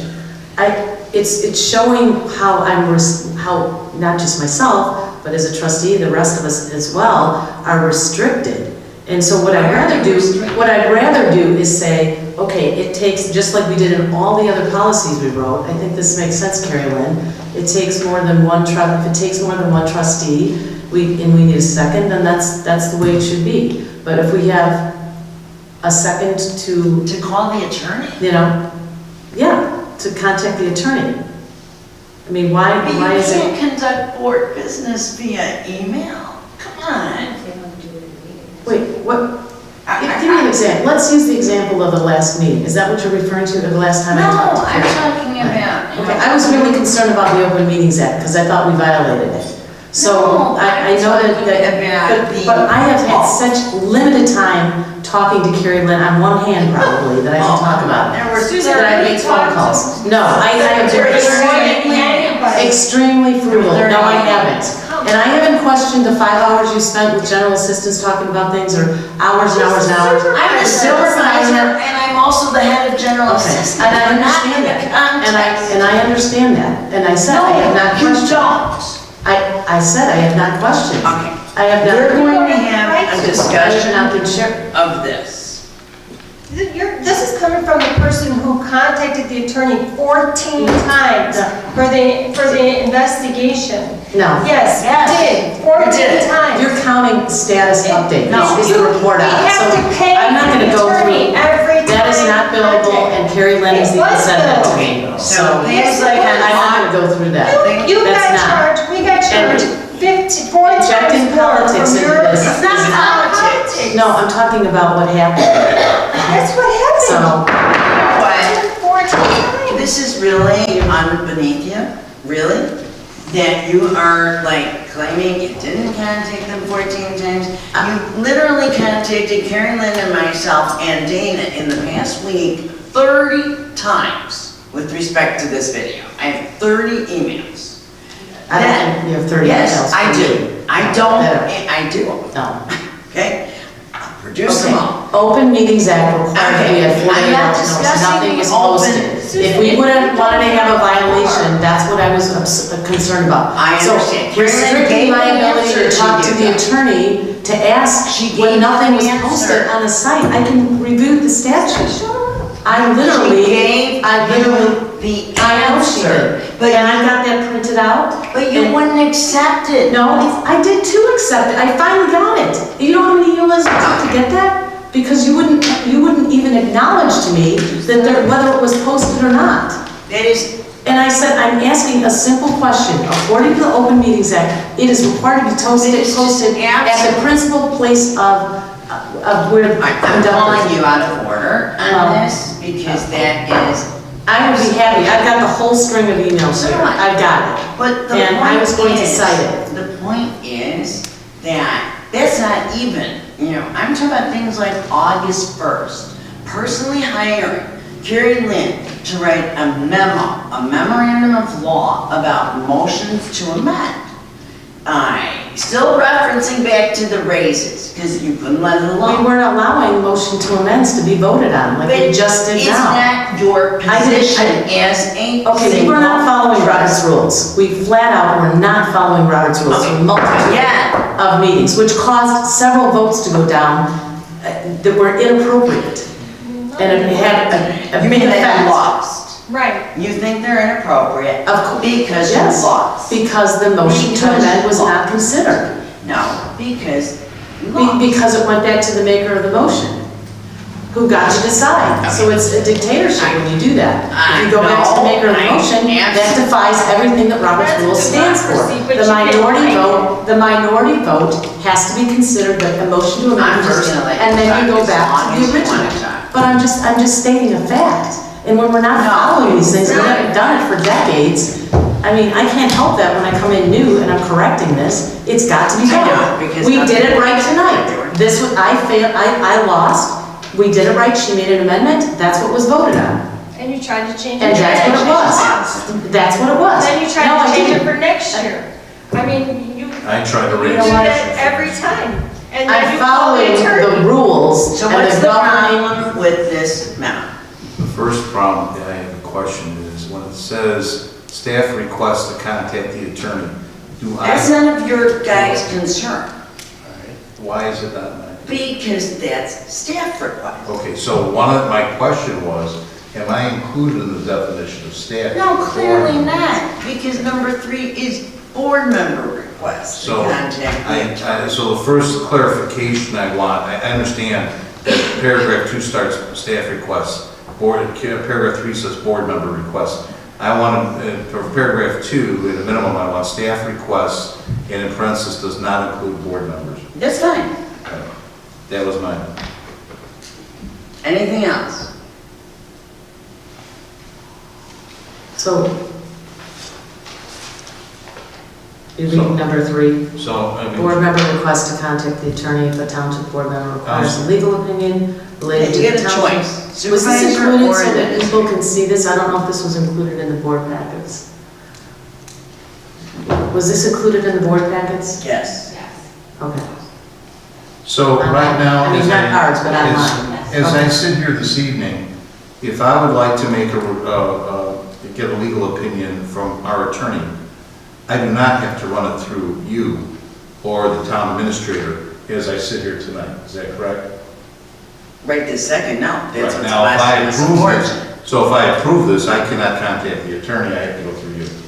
No, you can totally see, I mean, but it has So to. it says, if township board members require a legal opinion related to the township, the board member shall, make the request to the township supervisor or to the administrator, period. So that's out, Right. Why is that out? because I'm not giving that away. Oh, so No, now go here's ahead. the real reason. The real reason is I have So certain you powers. are I have saying certain, that- and you're interrupting me, you're interrupting. No, I me. am You're interrupting me, interrupting. you're interrupting my response. No, I I have certain powers and certain authorities Then as you wanna a keep board member, secrets? as a board member, which I'm not going to relinquish in order to pass policies. I want to be able to communicate directly with our attorney if I deem it appropriate as a board member. Well, you would, because we have the Dave Carbota Legal Defense Fund that cost us $40,000. See, it's very interesting to try to divert from my issue, but I'm not going to divert from my issue because I know to be focused under all kinds of pressure. My point is, that sentence in there is ridiculous. It's very disappointing that this would be presented to me on Thursday, and that I have to run my request as far as acquiring my attorney as a board member to you. It is not. As a board. Your Or to attorney. We were elected, and that's why I said, But where is they're not statute? your attorney. No, the What I'm question for saying me to is, you- what statute defines this chain of command, the way you have it laid out? Right. That we as a trustee have to go to either the supervisor or the township administrator. So this is the only township I represent where trustees call me for legal opinions. Usually the protocol is that it goes through the supervisor. And like, I'll just give you an example. What if someone called me on the township board and said, okay, I want to research how do we disconnect from Cook County? I mean, right now, any question that I'm asked by anyone on the board, without the authority of anyone else on the board, I'm researching and writing opinions on for individual trustees. And so that's not the normal protocol. So the So I- protocol. Okay, when I went to Laura and asked about a legal opinion, I got no response. She went to you, so I went to her Yes, I first. brought the question to her About, you right did not away. respond to my emails. No, Okay, I will then you never didn't. respond to your emails. You will, The way you you will write. never respond to my emails. I told you on the phone. You will never respond to my emails. I literally just said the way you write them. No, because you talked to me on the phone. I told you exactly what I told you. Then you just, in your emails, always misquote me. No, I sent it directly to Gary Lynn, which I wrote proves notes the point exactly that what I you had. said, that it was proves not the a board point meeting, that we did not need A any. request will get to the attorney. I don't hide them. So, Okay, it got. I had a problem, I thought we were in violation of the Open Meetings Act. So I took it upon myself to go further because I wasn't getting a response. Because according to the Open Meetings I Act, gave you that the response. posting is in our supposed to be, verbal and it text. still says this on the wall, so, of the building that we're hosting this. And then, in the subsection, there is a provision that allows for, and I'm not gonna challenge that now, but I'm just saying that until you responded to me, Carrie Lynn, I did not have a response. So, Well, we could have been in violation. I don't know what the recipe is for how to like appropriately figure out what you want me to be doing, not you, collectively the board, but we need to figure out what is the protocol going to be, because there should be some short, I mean, there should be a way that everybody can get their legal questions answered, but there's still a process. Okay, I think it's just having a second. If there's one trustee that wants to ask something, maybe having a second opinion, you know. But then there We needs, can't, but then then, it's two people on the board, just like it is if you call a special meeting, it just, but then we need it's a a second motion. trustee. And then- But then, all right, I mean, and that's fine too, if you want the board to directly to do things at meetings, that's fine also, but questions come up in between meetings. She's not, we're talking about in between meetings. I just You find. can't do any of that by email, like you just said. Well, we shouldn't be asking for legal opinions without, I mean, if But it's they gonna cost are. us. That was one time about the, and I didn't ask for an opinion, I didn't know you were gonna give me that opinion, that write-up. I did not know that. I just said, I already knew what Robert's rules said, and you just verified it. I was calling it out because we weren't So following it. now you're blaming So our I asked- attorney for No, what I'm saying, answering the well, questions you asked. she, because I didn't know she was gonna do the research on it. I didn't know there was Well, research why to be did you done. ask Sarah's It's a, to? okay, you can pull out the man, I've highlighted it and I put it like, I know what the motion to amend is. It's in Robert's Rules and Dummies. It's not 101 in Robert's Rules. What did it take? You have to vote on the motion to amend before you vote on the motion. We weren't doing it. That's all I asked. I didn't say, I have to have a legal opinion to go further on this, like, you know, you validated it. Why is it unreasonable for any trustee to want to go through the CEO of the board, which is the supervisor, before asking a legal question? Why is that unreasonable? Why is that an unreasonable request? It's not, but when Well, then because we had 3 or 4 meetings where we did not follow Robert's rules, so that's why I asked. Then stop already. You don't understand the significance of this, Ken, and what actually happened on those votes. Yes, significant things, Yes, because right? people didn't want it. No. Yes. Because the Because you amendment, wanted it, you know what, if the and- amendment was voted first, maybe we would have seen. For example, when we looked at, and I can give you the Let's examples. stay on But when we topic. looked at bonuses What versus is the salaries, I was problem? okay, here's the thing. Problem. The minority should never be, let me say something, let me answer your question. No. The minority should never be silenced. I might have a difference of opinion, and it could be failed, but to never even show that we should vote on whether bonuses should be given versus salaries When you were in was the minority. wrong. Because it could be a When you're minority. not in the minority, you don't feel that way. When you're, no, I'm fine to be in the minority and have it fail. I'm absolutely fine. I will state what I think I want to present. That's why I'm an elected official. If it's failed, it's failed. Do you ever give anybody consideration and let them talk without? You asked me a interrupting? question. I answered your No. question. Well, no, the question was, when you twist it around, like you have a way of doing, and answering something where it's not asked. The question was, what is the problem with going through the supervisor, who is the CEO of the board, when you want to talk to the attorney, or when you have a legal question? What is the problem with There's no that? problem with That's that. what the Except that policy if I, states. that's fine, except if I don't get an answer, which I didn't. You got the answer No. from the attorney, because she. I did, and that took a long, that's correct. To the attorney. That's correct. Well, you don't So get that was these not- instantaneously. I Well, mean, I wasn't getting, you didn't listen Well, to my answer. You know what, it's a pretty simple question when I say, is it posted, and you don't answer.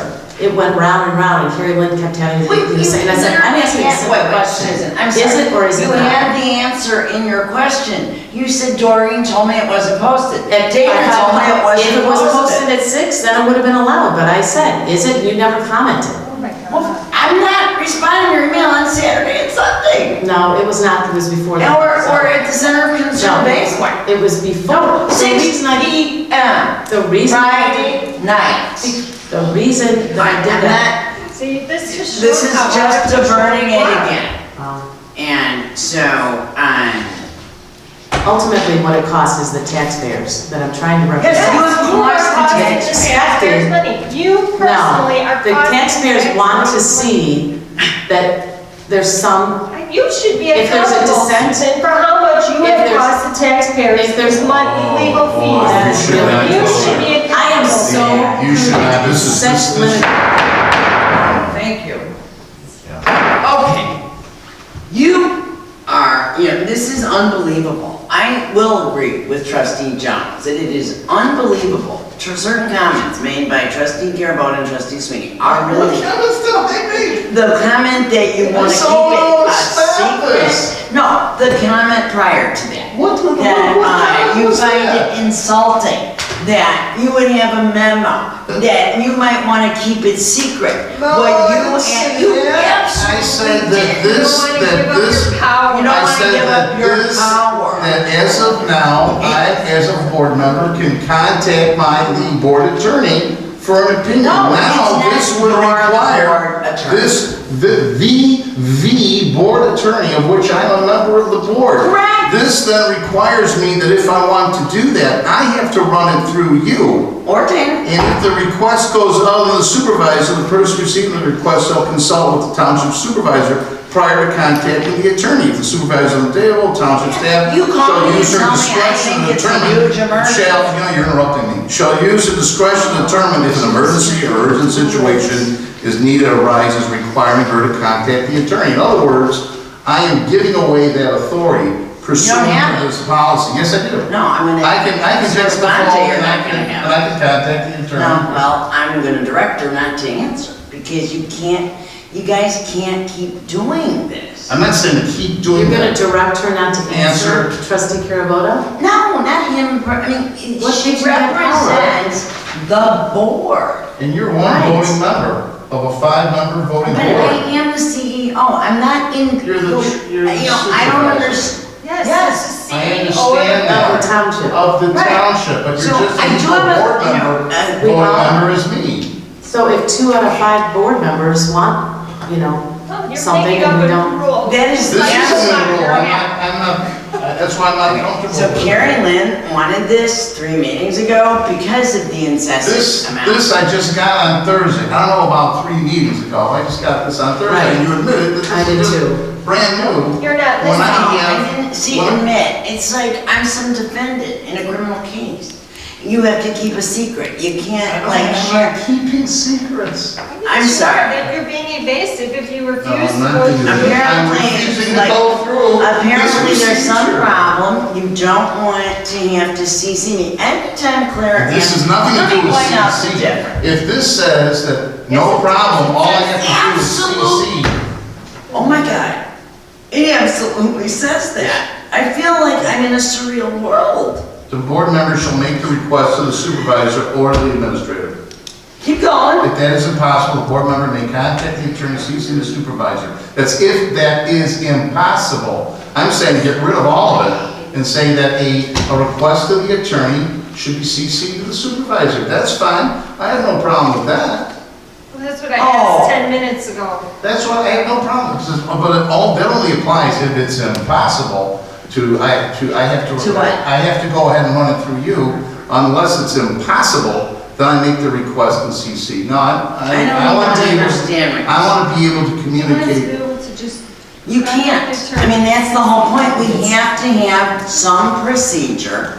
Let me just point by way of contrast. When trustee McKenzie wants to ask a legal question, she literally CCs me. And I will CC Carrie Lynn. Perfect. I mean, so. Perfect. Why is this like? Request to the attorneys should have a CC. No, but made she CC to the asked supervisor. me. Like, it's not like there's some big fight. And you guys operate from the position that you're inherent. Can I, hello? Would you like to carry on? I apologize. I just was adding to what you were saying. You were interrupting okay. again. I apologize, okay? I'm sorry for the interruption. Go ahead. My point is, Trustee Sweeney, McKenzie has manners. Trustee McKenzie actually asks, with respect to other personnel issues, one recently, without just, barraging our attorney who goes to court. Who has barraged the attorney? Okay. If you really want me to, I will pull. I've got it right here. You want me to read what we No, what we said? I'd be happy to. Okay, I'd be happy to read that. I really would. No, I'm not reliving the whole video. Okay, I don't want to be faulted for that, though. I'm not talking about that. Well, you're saying a barrage. Interrupting. Okay, you know what? I give up. You just want to put words in my mouth. You just can't stop talking. So, all I'm saying is that Trustee McKenzie is polite, does it the right way, And because we're not supposed to be enemies, we're supposed to work together. These people want us to work together. And everything you guys have said have led to an atmosphere where clearly there's some huge secret agenda, some huge problem that I want to be CC'd and requested, and they be funneled through me in order to go to Carrie Lynn, to save our taxpayers money, to save them money, so that our legal bills are not $167,000 for the year. So I don't think that there's anything wrong with this policy, and Carrie Lynn cannot be barraged with a series, and I'm not talking about last week, just... Okay, then, other than that, I think two other. I'll do it for the whole year if you want. I'll do a printout for the whole year of every time. No, I'm not recognizing anybody else. We're either going to, no, the discussion. As I asked, is there a statute that defines this chain of command like that? Well, there's a statute that says that the township supervisor is the CEO, and the township attorney represents the board. Maybe recognize or not, or not yet. And we're 5 people. I'm sorry, did you, Trustee McKenzie? So I think that maybe we're all losing sight of like what I think you're trying to limit or control or monitor. That's the word, monitor.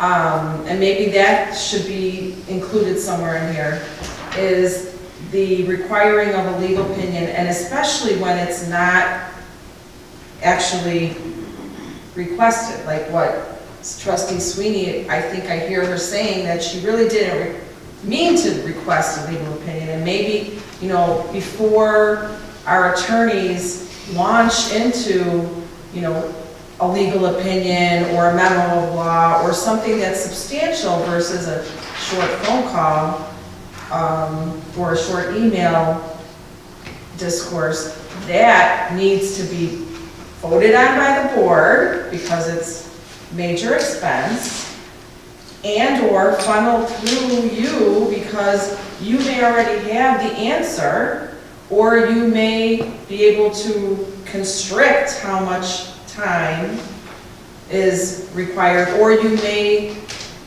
say to us, are you sure that's what you're looking for? Maybe we could do it this way, versus all of us just going right to the attorneys with questions. Right.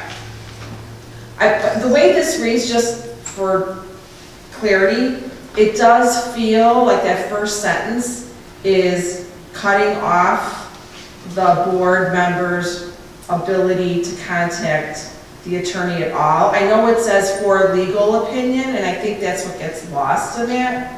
But look at the policy. It shall be the policy to be fiscally responsible and respectful of use of attorney and staff time so as to best fulfill our mission. Common sense, courtesy, and respect shall be the policy in any and all requests. And then I thought, you know, the policy is not intended to hinder the board members from getting legal advice when necessary. And I'm happy to cut out, provided they follow a proper chain of command, if that gets everybody's, you know, hackles up. But it really wasn't meant that way. It was really meant to have an orderly flow of, you know, we can't continue like this. You know, with 30 emails that go back and forth, some to some groups, some to other groups. It just can't happen. It can't happen. So, I mean, yes, I think you did hit the nail on the head. And also, because Carrie Lynn represents 30 other townships. And, you know, so even like, you know, nothing is necessarily a simple phone call or a simple email, you know, because those add up too. So sometimes those could, if they're CC'd to me or Dana, could be answered without even involving her, which I think was also part of your point. so it was always the unwritten policy, like, nobody would ever have called the township attorney previously. But since we didn't have a written policy, I certainly wasn't enforcing that.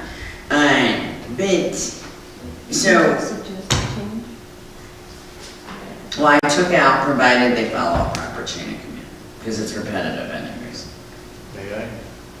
Trustee Carabona, and please don't repeat. If the language is any request that I make to the attorney to CC you, I have no problem with it. So how about if we modify the first sentence? If the township board member requires a legal opinion conveyed to the township, the board member shall copy the request of the township supervisor. Sure. If we change that first sentence of paragraph 3. Yeah, that sounds good. Yeah, but I still think we need to keep in that And the the rest of attorney it- the shall rest of it not we don't be, read. no, see, then this is the whole point. The attorney shall not be required to draft memos, answer legal questions, or give legal advice to individual board members unless such issue is voted on a board meeting or otherwise approved by the board, the supervisor, or the administrator. I mean, unless it's an emergency, which clearly is specified elsewhere.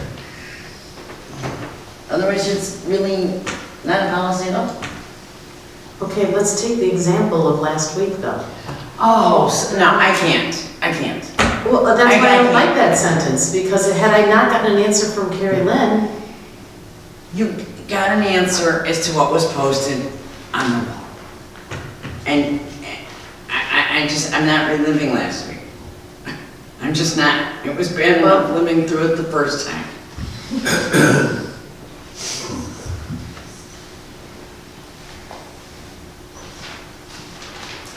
I mean, are people asking you to draft memos? Yes. I don't know what you're referring to. Draft memo. Well, if people ask you, clarify what the law is on something.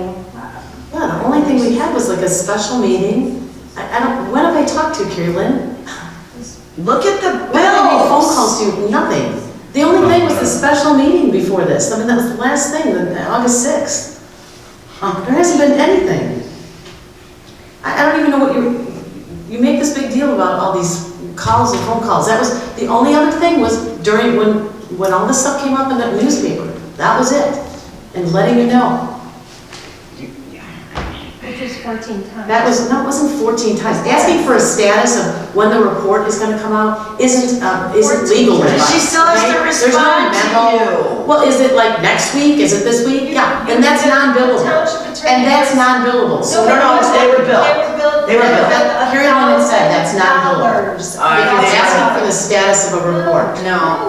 You were billed. They're like the Your town's bill, not your billed. contacts cost the township attorney. No. The township 4 I don't times think more You than know what? saying. I don't regret asking the things I did, fine. that I had to talk to her about. That email, I didn't talk to her, and it was a brief You don't email. have to regret it, Right. but at least. Well, when you insert Okay. politics, Kim, I'm not that's what, inserting and you let the whole world know. I This is think not there's some things that are like, the media's leaking things. Everybody settled I'm down. not going there. I'm Susan, instilling I don't politics. with Ren's phone, there's like 60. No, I do not have, my legal bills are nothing. Susan, You make it like it's my, Susan, you have 4 on Tuesday of last week alone to carry. because of the, you weren't answering the question. We needed to know whether we could proceed with the meeting or not.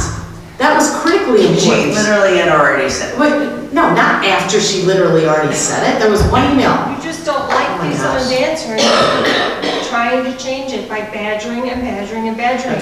And that doesn't necessarily change the answer, Susan. So what do you want to Just do? like You want us to change, we're talking about the language. And I still haven't got an answer to the question about what statute actually defines why we have to report it.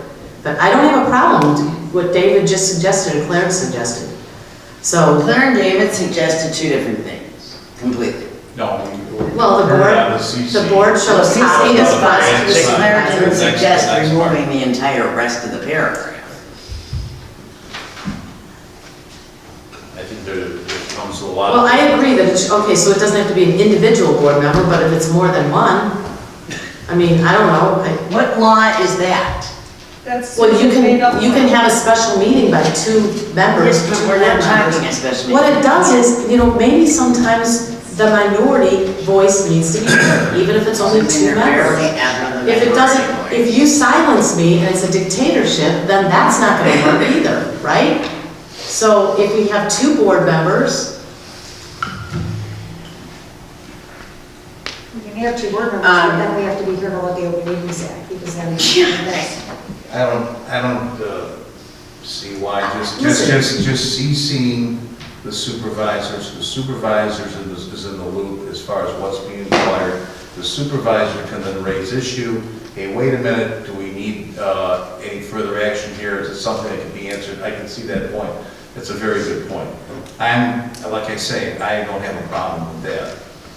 But the rest of it can be interpreted as though, yes, it's giving you the authority to say whether or not I can go ahead and contact the attorney without approval and all that. No, what it says is that you cannot the attorney's not required to answer legal questions There you go. or give legal advice or draft memos for individual board members, which is absolutely the law. So if I have Because a she legal- represents the board. So if I have a legal question that I want to present, let's say the board is not all that hip about presenting How would a we legal know? question, I would send, let's say, and I go ahead and I send them the question, I carbon copy you. Why would you not send it to me? I said carbon copy you. I don't want to be beholden where I send it to you and then it gives you the discretion. I can see sending it, I can send my request to you, or, as which is today. As of today, I can send my request directly to the attorney. I can send the request directly to the attorney to CC you. I can send the request to you, asking you to. But it doesn't prevent the situation where there are 1, 2, 3, 4, 5, 6, 7, 8, 9, 10. those are, that's going back and forth. Are you not referring to that? I have it printed out. Like I said, I'd be happy to read that, Laura. 15, 16, Because- 17, 18. Because what you were saying was that it wasn't a public meeting, it wasn't an open meeting. These are all Attorneys weren't going to approve this. 22, 23, 24, 25, 26, 27. You're This doing is about it. Mr. Walters, by the way, in between. 28, 29, 30, 31, 32. I don't know what you're looking at right 33. now. I'm looking at Carrie Lynn's phone. Okay. She put your name in a search. There are 32 emails to Carrie Lynn, back and forth, from September 1st. That's ridiculous. Okay, so what you're saying is the content or why I contacted her. No, was wrong. I'm saying I don't nothing think- about the content. Okay, no, the contact. Watch, there she goes. The fact that I had contact with her was wrong. Let's twist What I'd like to I do. didn't say No. that. I said we need a policy about it.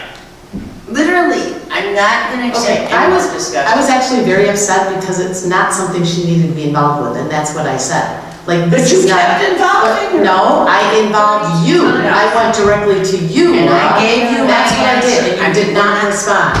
She just. I I told was, you. it was a, Dana, did you or did you not get Susan storming into your office the night of the agency funding that I couldn't be here demanding to call me? And did she not call me? And did I not give her an answer? We both went up together. And did I yes, not give her and an that's what I answer? got. That's the email that I typed up the next morning.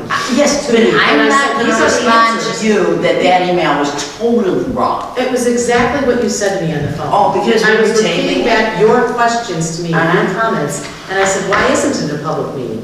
Why should a meeting where you're talking about agency fundings not be considered a public meeting? When you've got a board majority This is quorum? not the issue. That is an open meeting. This is not the That issue. violates the act.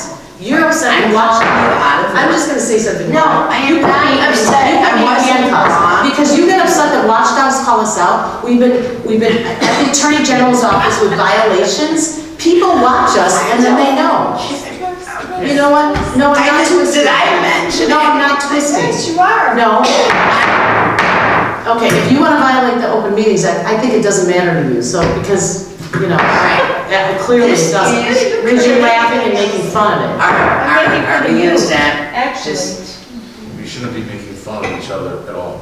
It's sad. It is very sad. We should stop it. So, unfortunately, I'm gonna motion to table the rest of the meeting, because apparently you can't, like, have a civil discussion. 11:15 at night, and we've still got staff here. Yes, I can't do it. So, now, Viasia, on this closed session, does it have to come out tonight?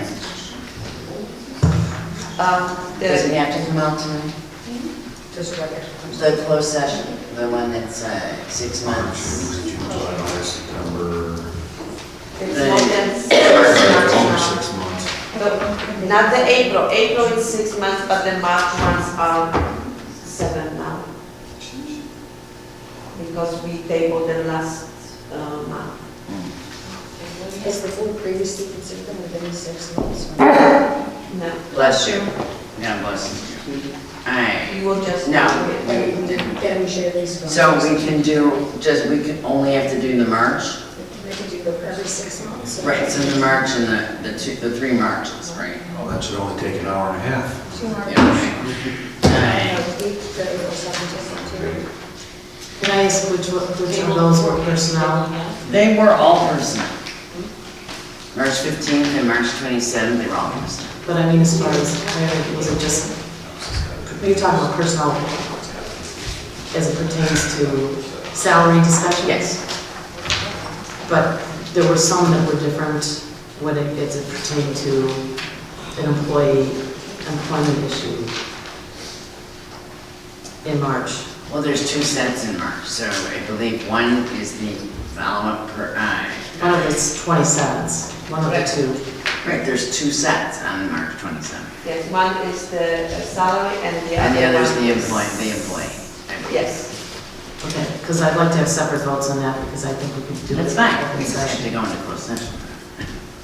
Well, no, I'm saying approval of, I think we can discuss it in open session, All right, Karen. with the exception of the employee.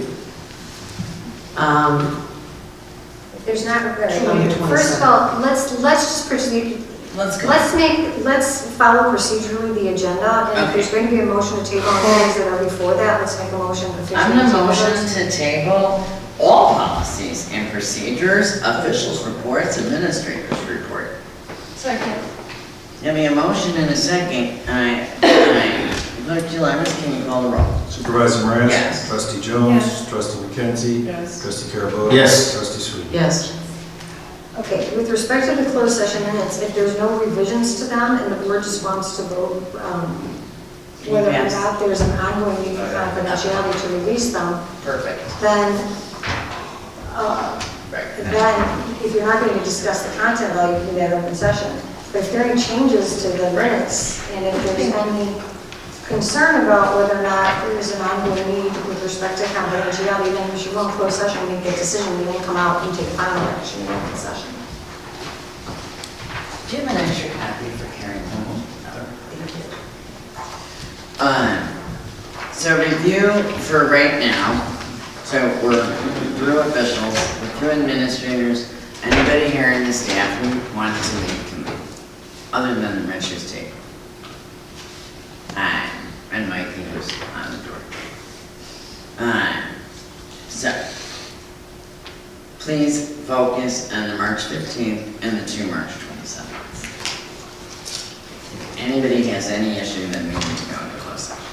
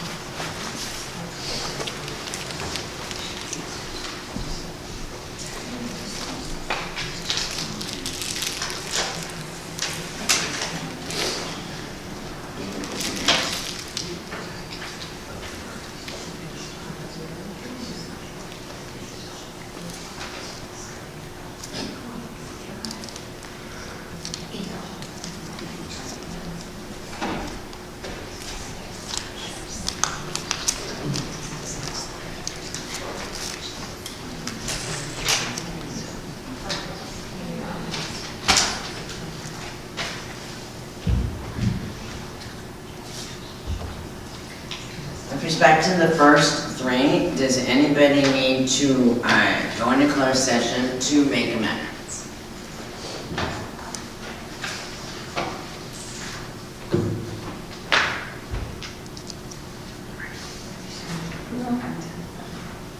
Alright, so I'll make a motion to approve the I might like to make an amendment without going to closed But session. you can't, that's, I can if I vote against closed session and it wins the majority. If it doesn't, then I don't. but then you're. I only think one of these is required to go to closed session. You can do that, but then, and then you're opening this document to be a public record because it was discussed in the meeting, regardless of how they vote.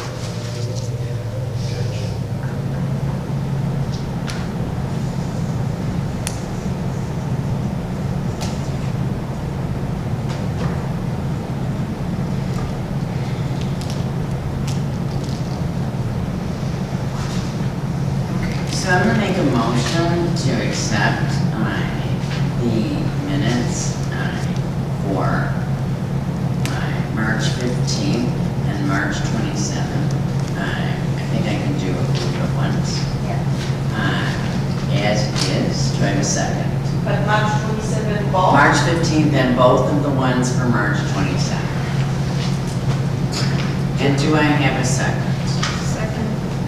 Give me a motion and a second.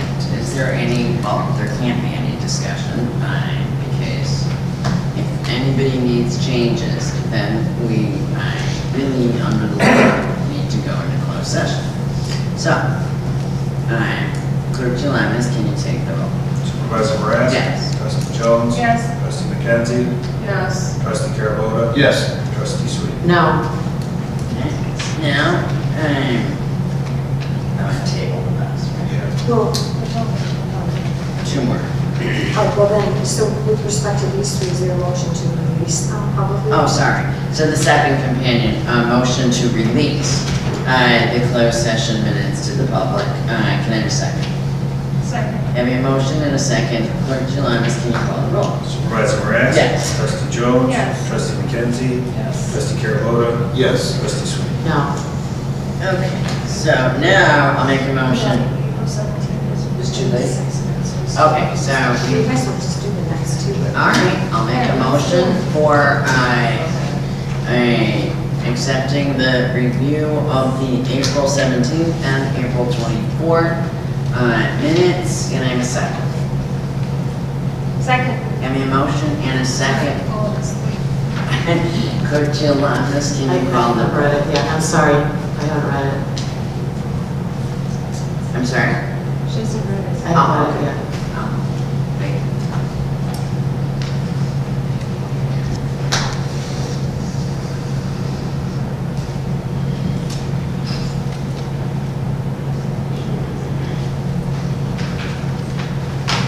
Okay, so having a motion and a second, Clerk Jelemis, can you call the roll? Supervisor Moran? Yes. Trustee Jones? Yes. Trustee McKenzie? Yes.